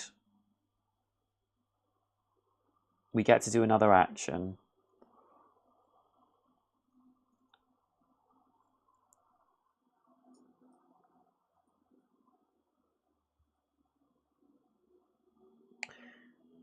And this is out of the deck. So we'll put this over here. So we get to do another action. I'm going to move into the space with the mage. And I'm going to play Mystic Slam. This is a 1 attack and it draws focus, but we don't need that. So she takes 1 damage. After attacking, you may move... Oh, can she add something to that? No. Yeah, sorry. After attacking, you may move your targets up to 2 spaces each. So I will move it 1, 2. A move target suffers 1 damage for each space you move them, but we've also got a Vengeance Stone, so it's doing 4 damage. So they're down to 12 health. He's still got his Adamant Crown.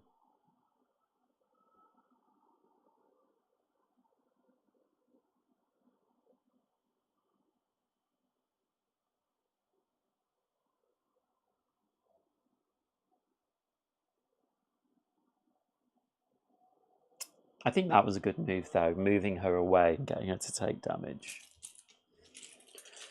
Okie dokie.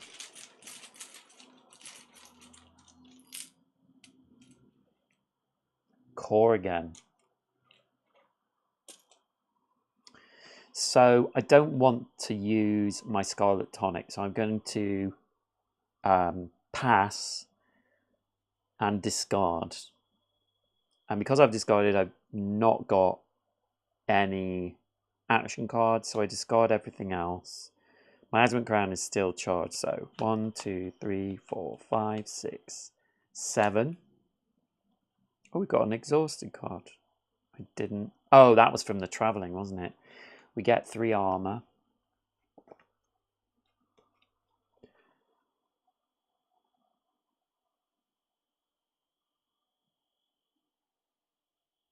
And we have 3 actions.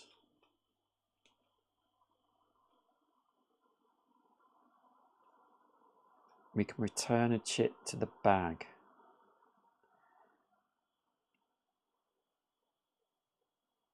Give another seeker the ability to draw or discard a card.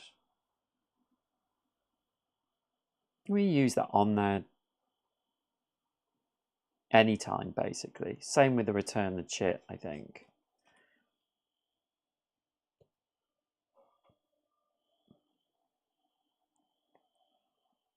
Okay.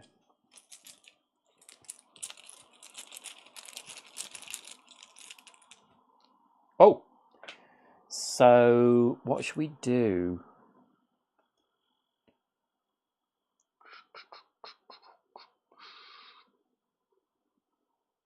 I think we will give this to Valora. So she's got hurt. So we do take 1 damage.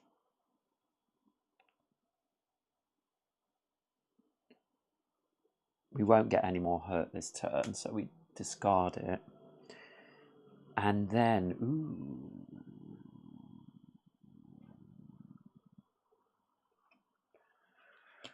we will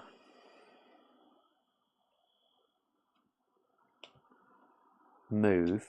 So we'll move here, which means we've moved into an empty space, so we can... No, we can't give Core because he's not close enough. But we will do a twin shot. And Core will boost this twin shot by 1. Now, question.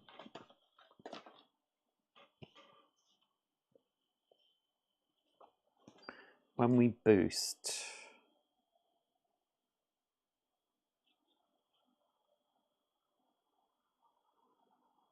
Any attacks during this round? Yes, so she's going to do a 2-2 attack on Bale White, but he's boosting it to 3. They reduce it, so it's a 2-2, so he's down to 6 health.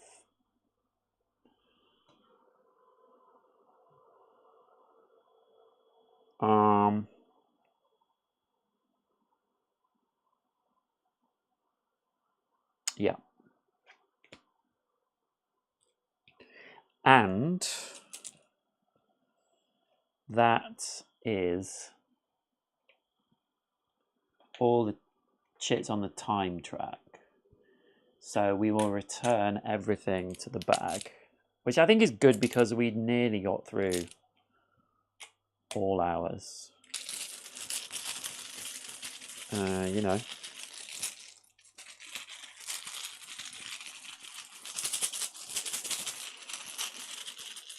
So, continuing. Did I forget the Bale White should attack for 2 more? I did. I'm not going to go back. It's too late. Core's turn. Okay, Core.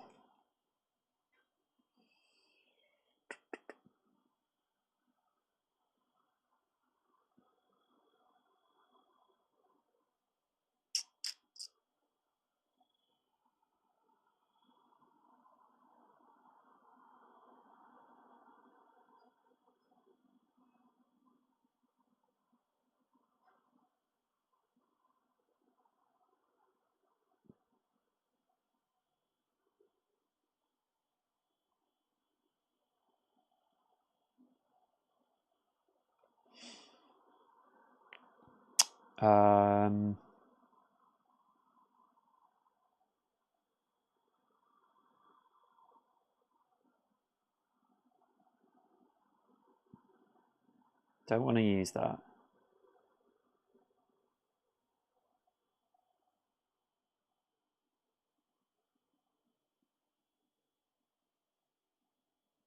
Okay, I'm going to play Loyal Arrow. And there's nothing.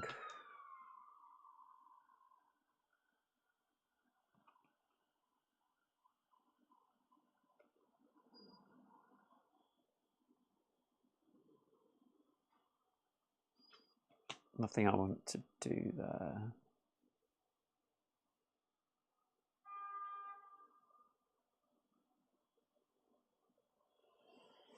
Unless I use my adamant crown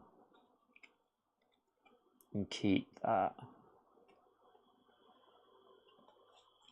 I'm going to use my adamant crown, so I'm going to move into the space with the Bale White.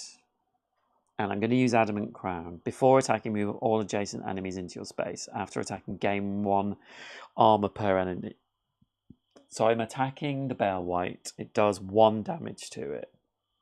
It's 2, but it's reduced to 1.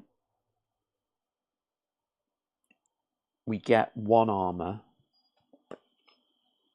So I'm just building up my armor just in case this Bale White attacks. And we've used our lantern.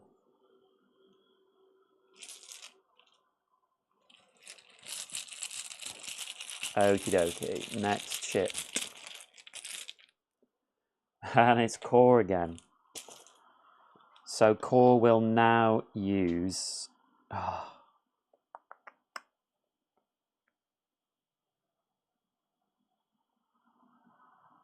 Oh!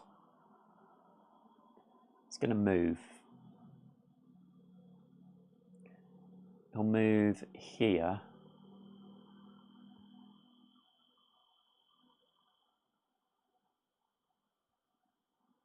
We could move here. Move here. And...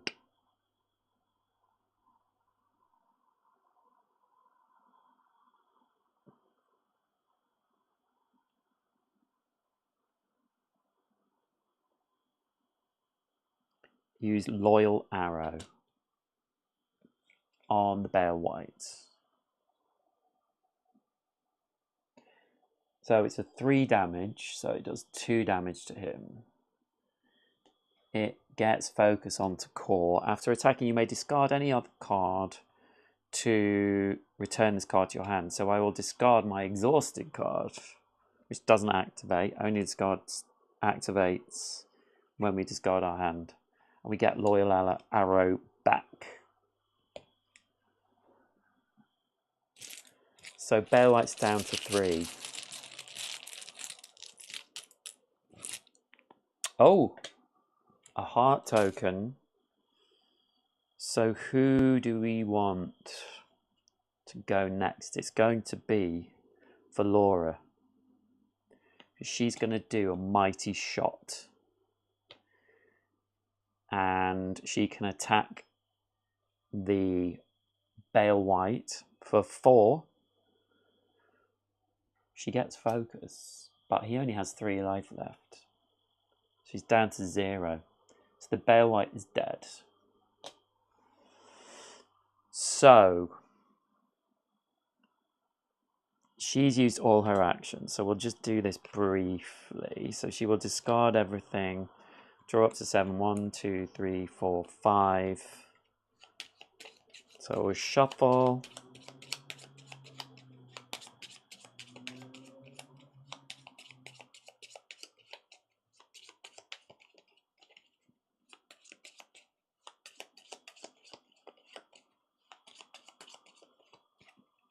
Okay.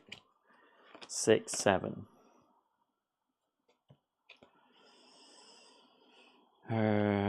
Lots of actions.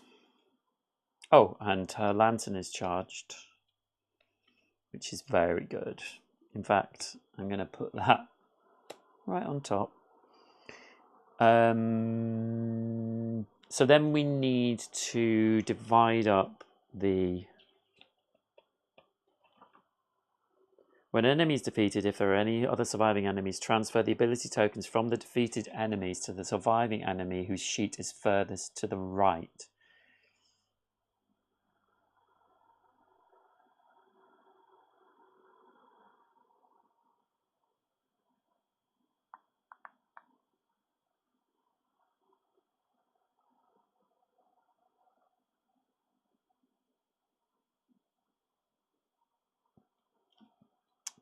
Sorry, let me read this again. Transfer the ability tokens from the defeated enemy to the surviving enemy whose sheet is furthest to the right. Ability tokens should stay in the same area when they're moving. That is, ability tokens next to an enemy's upper ability will move to the new enemy's upper ability as well. The only exception is when ability tokens will move to a passive ability. Passive abilities don't have black arrows next to them. In that case, divide them evenly. I think I've done that wrong before, actually. So it's the mage white who will get all these. And she will get 4 and 5 as well. She's become a lot more dangerous. This is left to right, top to bottom. But I'm pleased we've killed one of them. Praise be. Okay. Next card. Next shit. Beg your pardon.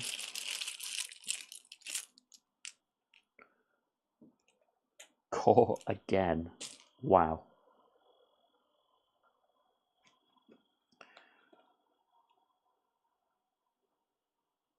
That's so funny.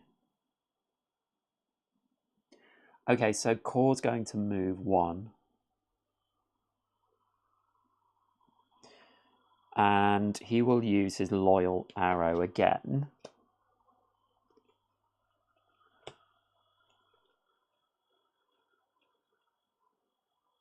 And we can boost this attack. So, oh, we need to take this one off. So we can boost it by 2. So it's doing a 5 attack on the archer, the Huntswight. He's already got focus on him. So it's a 5 attack. It does 5 damage. So he's down to 6 health. After attacking, you may discard any other card to return this card to your hand.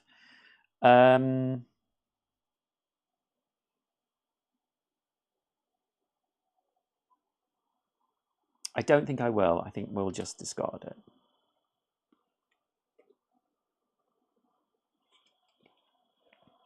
Okay.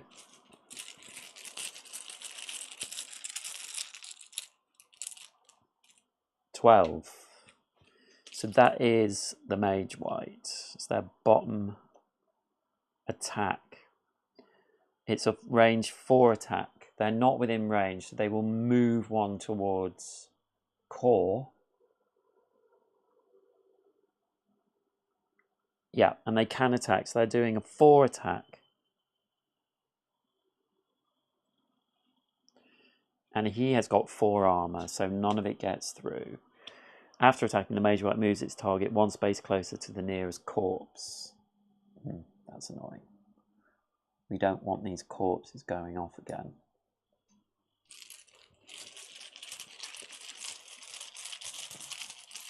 We should be able to stop it, actually, because they're ranged. Valora. Interesting. Okay, Valora, come on. So Valora's going to move here. And when she moves into an empty space, she can give armor to another person who's 1 away. And she's going to use her snipe, her lantern. And she's going to do 7 damage to the Huntswight. And they only have 6 health. So they are dead. So the Huntswight is gone, is no more. So now their tokens will move as well. So we're getting a bit full here, but we'll do that.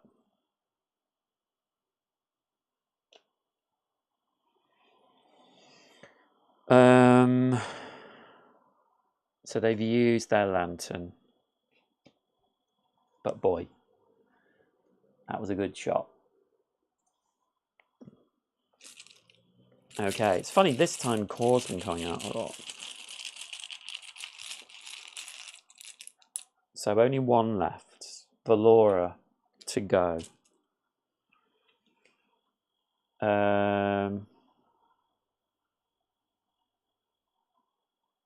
Oh, Valora's bow.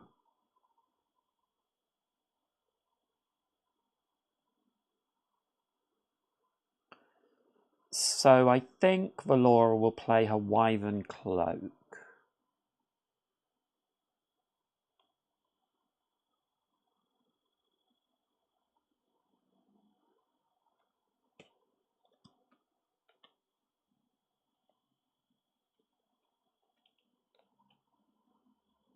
Yeah. So she's going to move into the space with the maid, which white, and then she's going to play Wyvern Cloak, gain 1 movement and 1 armor. So she will move over the other side. Or she could have just moved back, actually. No, let's move there. And that's a free action. So then she will... What does Core have? Anything? No. So then she will do a Mighty Shot, which is a 4. She has Valora's Blow, which says... Bow, sorry. When you make an attack, a ranged attack, if you show this card is in your hand, your attack gains 1 damage. So she's going to do 5 damage. She gets focus on her, does 5 damage to the Mage White. So it's down to 7.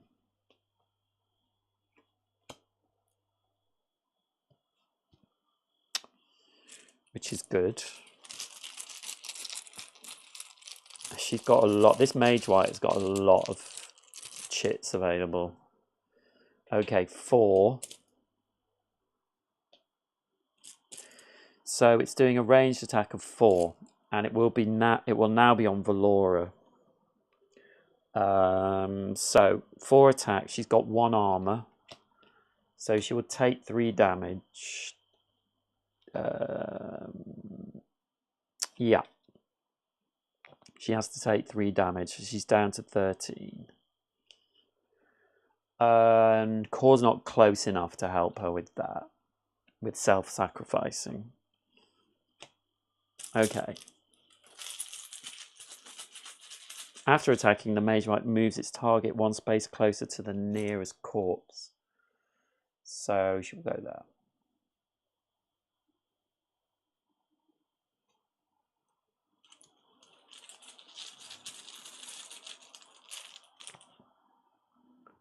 Two, which is this one. So it's a 3 ranged attack. If able, target discards 1 extra armor. The Mage White refocuses. So it will move 1 away from Valora. It can move there. I don't think it would move into this space automatically. Only if it... Yeah, it's kind of weird with these ones because with a ranged attacker... Yeah, that's the way I'm going to play it. So 2, yeah. A 3 ranged attack on Valora, so that's going to do 3 damage to her, down to 10. If able, the target discards 1 extra armor. The Mage White refocuses, so it will refocus on Core because it focuses on the person with the most armor. Okay, next chips. 7. I think I'm going to use Poison Barb with Core, return the chip to the bag and draw again. Let's see if we can't get one of ours. Valora.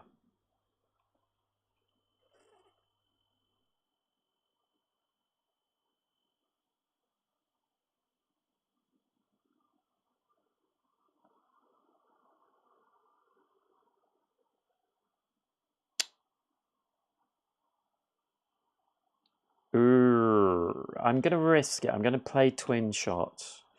And the reason for that is I have Valora's Bow. When you make a ranged attack, if you show that this card is in your hand, your attack gains 1. So this is actually going to be a 3/3. So we're going to do 6 damage to the Mage White. And I am also going to move. So I give 1 armor to them, but I do get focus on me.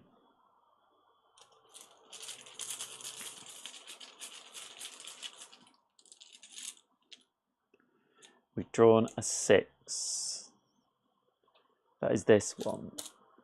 So they're going to move here. If able, at 3 damage to Valora, so she's down to 7 health. If able, the target discards 1 extra armor. The Mage White refocuses, so it will refocus on core, which is good. So we just need 1 more of ours. Oh no. So we've drawn... Oh, hold on. She moved. She moved here. While this card is in play, enemies suffer 1 damage each time they move. So she does not have 1 life. She has 0 life. Yeah, she would have died at the end of the last turn. Okay. Oh.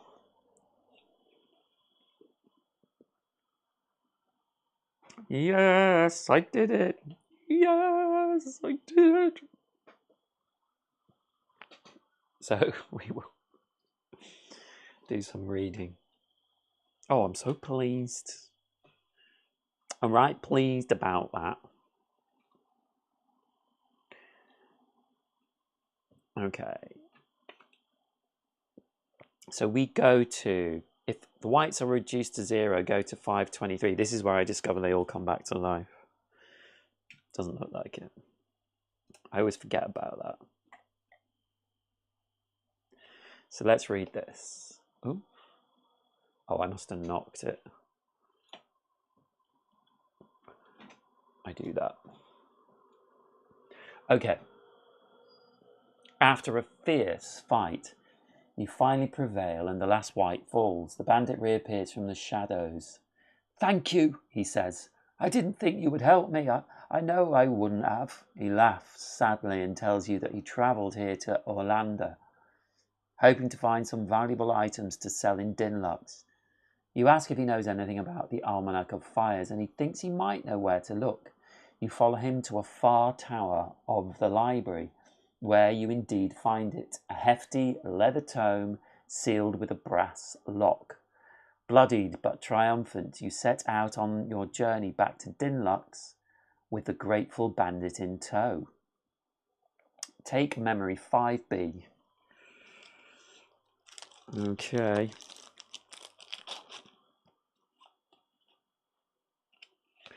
This is memory 5B.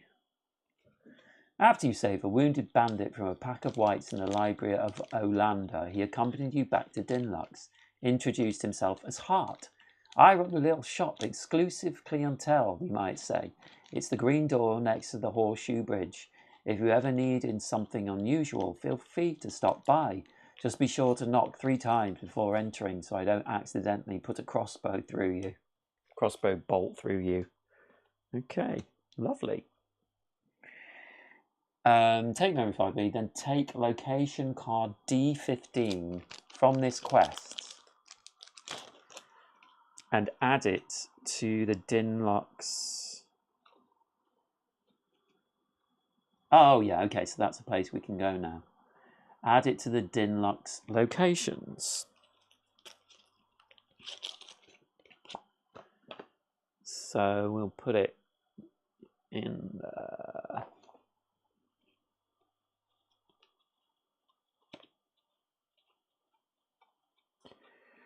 D15.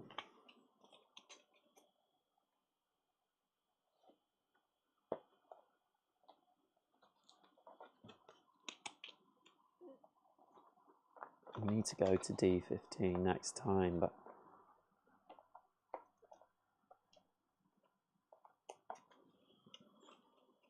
oh. Okay. Go to 524, which is here.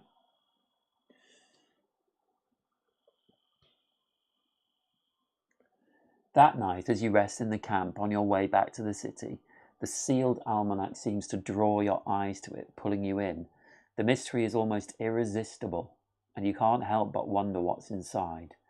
To attempt to pick the lock, go to 525. Otherwise, go to 526.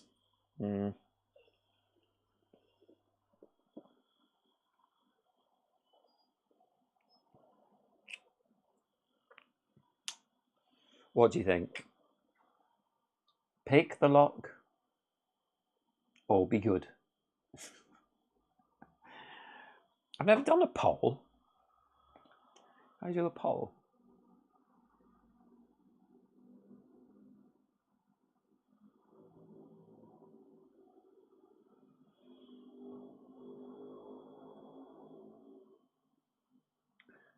I'm just doing this now for the fun of it.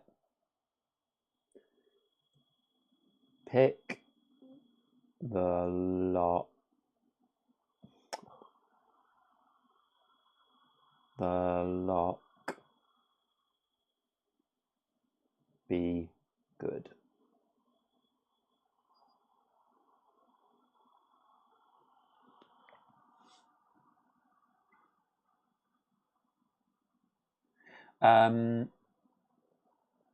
Oh, sorry, I missed these. I don't know if they've just come up. Then I said, well, thankfully, it was the battle cam. The rest of the cams worked, so I edited in where people moved. Ah, right, okay.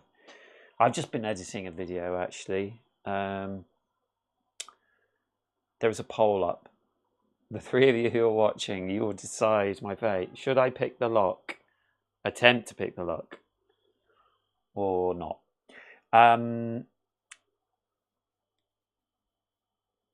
Yeah, I just edited Eternal Decks video, which I will put up soonish. Maybe the end of this week. I might be a bit busy. Vote in the poll. Come on, Scott. You can make this decision. I've got I've got 3 people watching, or maybe 2 now. So come on, people. And if you vote both ways, if there are 2 people here, then I'll just have to make the decision. I always go for the like. Oh, that's weird. Oh, I see.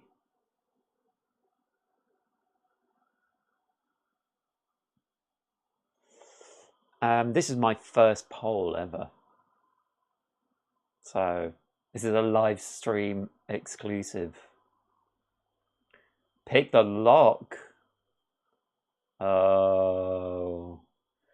Yeah, so I got a choice. I've just got this mysterious book, The Almanac of Fire, I think it's called.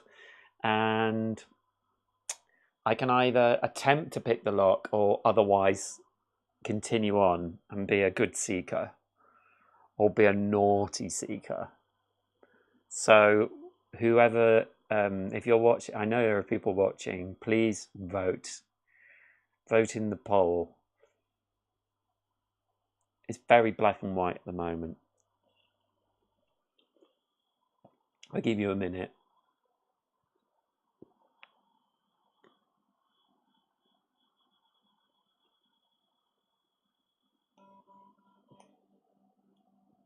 I think only Scott has voted.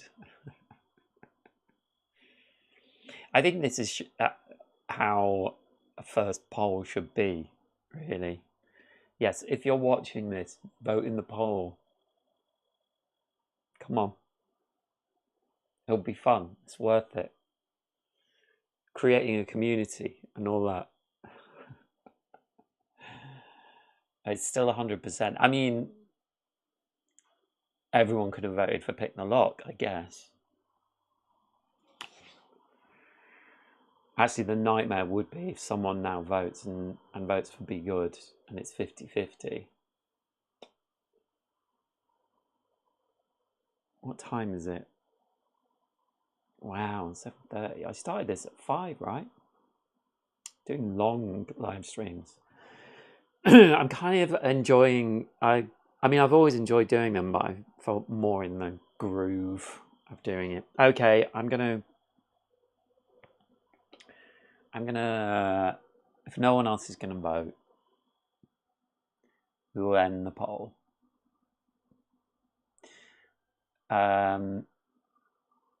So we are picking the lock. So we have to go to 525.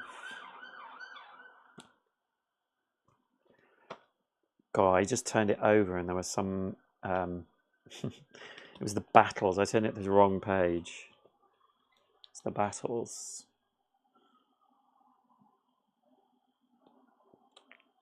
And I thought, oh no, another battle. Okay. So this says, the lock on the almanac is old but well made. It will be difficult to pick without damaging. Choose one seeker to attempt pick the lock. The chosen seeker flips one card. If a green card is revealed, the lock opens cleanly.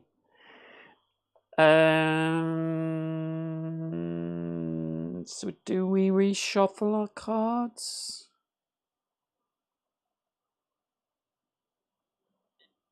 I mean, we must do, right? So I'm going to choose Valora. We must reshuffle our cards because otherwise it's weird. Yes, so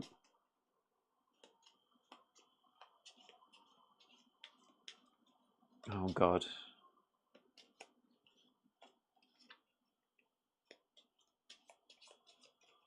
Let's see if we can draw a green or a wild card.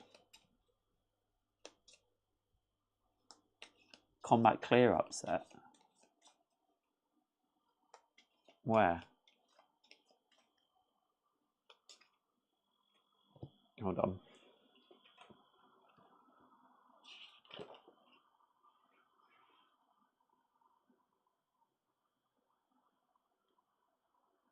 Do I never do this step? Combat clear up.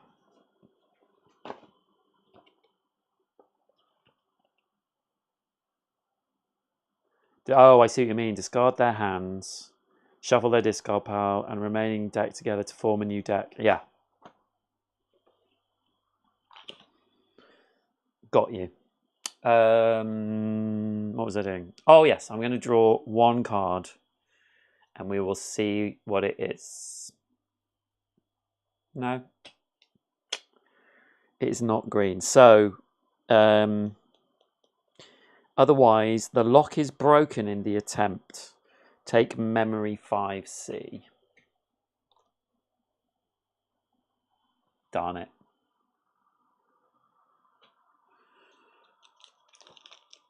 Are we going to get in trouble? I mean, it was they didn't want us to. Oh, this is the wrong one. I always do this.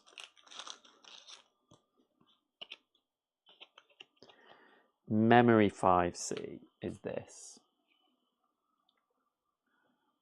Although you successfully retrieved the alchemical fires from the Hierophant Selin, the brass lock on the book was broken. Given how anxious she was to obtain the volume, this might not bode well for your relationship with her. Fine. I mean, we got the book. Last time we did stuff, we just died, so...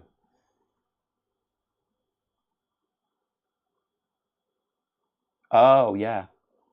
No, you attempting to. So we go to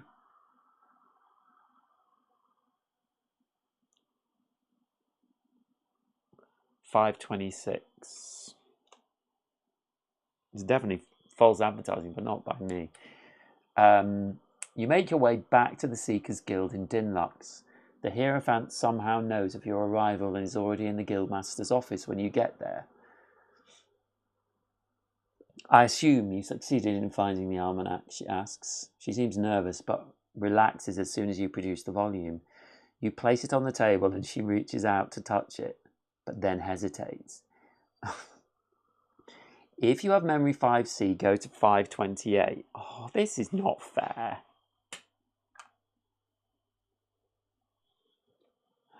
Unfair. This game. Selen eyes the broken lock on the book. Before she can speak, Fane clears her throat. It's unfortunate, he says, but the book was damaged when we found it. I took the liberty of placing a small locking word upon it to protect the contents from curious eyes. Here, let me remove it for you. Placing his hands on the almanac, he mutters a short lyrical chant. The book emits a bluish glow. There you are. Selene nods. I thank you for your discretion. Discard memory 5C. Okay, it was just they were baiting us. Go to 529. Selene picks up the almanac. Hopefully this will contain the information we need, she says quietly, as if to herself. It's difficult to say how long it will take to translate. She looks back up at you. Guildmaster Lyra will make sure you receive your reward, and you have my thanks. I'll be in need of your services again soon. Take prompt Q6.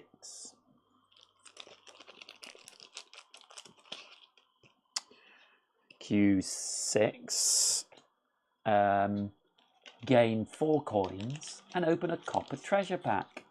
This quest is over. Gain 4 city actions. Okay, so we get 4 coins.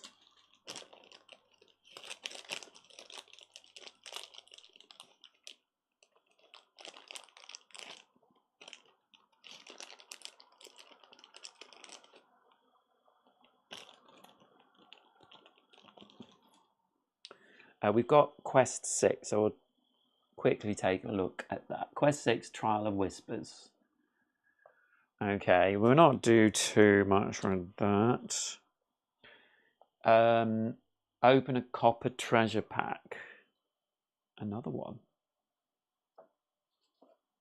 Which are the copper ones?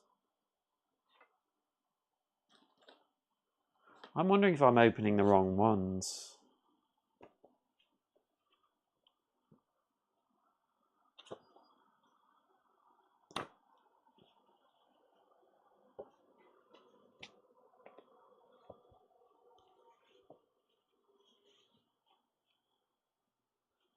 Treasure packs. Does it talk about treasure packs?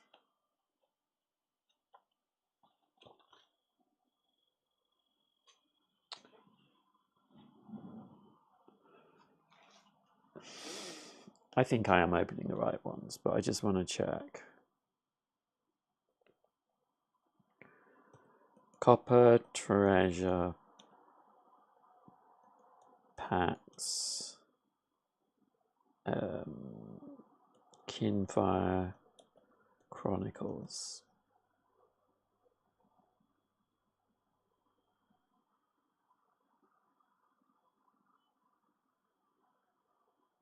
Copper, silver, gold. Excellent. So we will open another one. Oh, that's empty. We're running out of copper treasure packs. Why are we still on copper? I want some silver and gold. Yeah, I know. I was just what I didn't realize was gold look a little bit like brass, you know? I know that sounds stupid. But... Okay, so we get some new cards. Flank, well timed, solid blow, bait the trap. So they will go into our available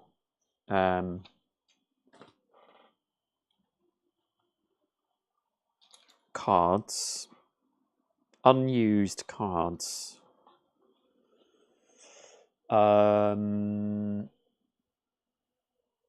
Gain 4 city actions. The quest is over. Gain 4 city actions. So, as usual, I will be doing this the wrong way round.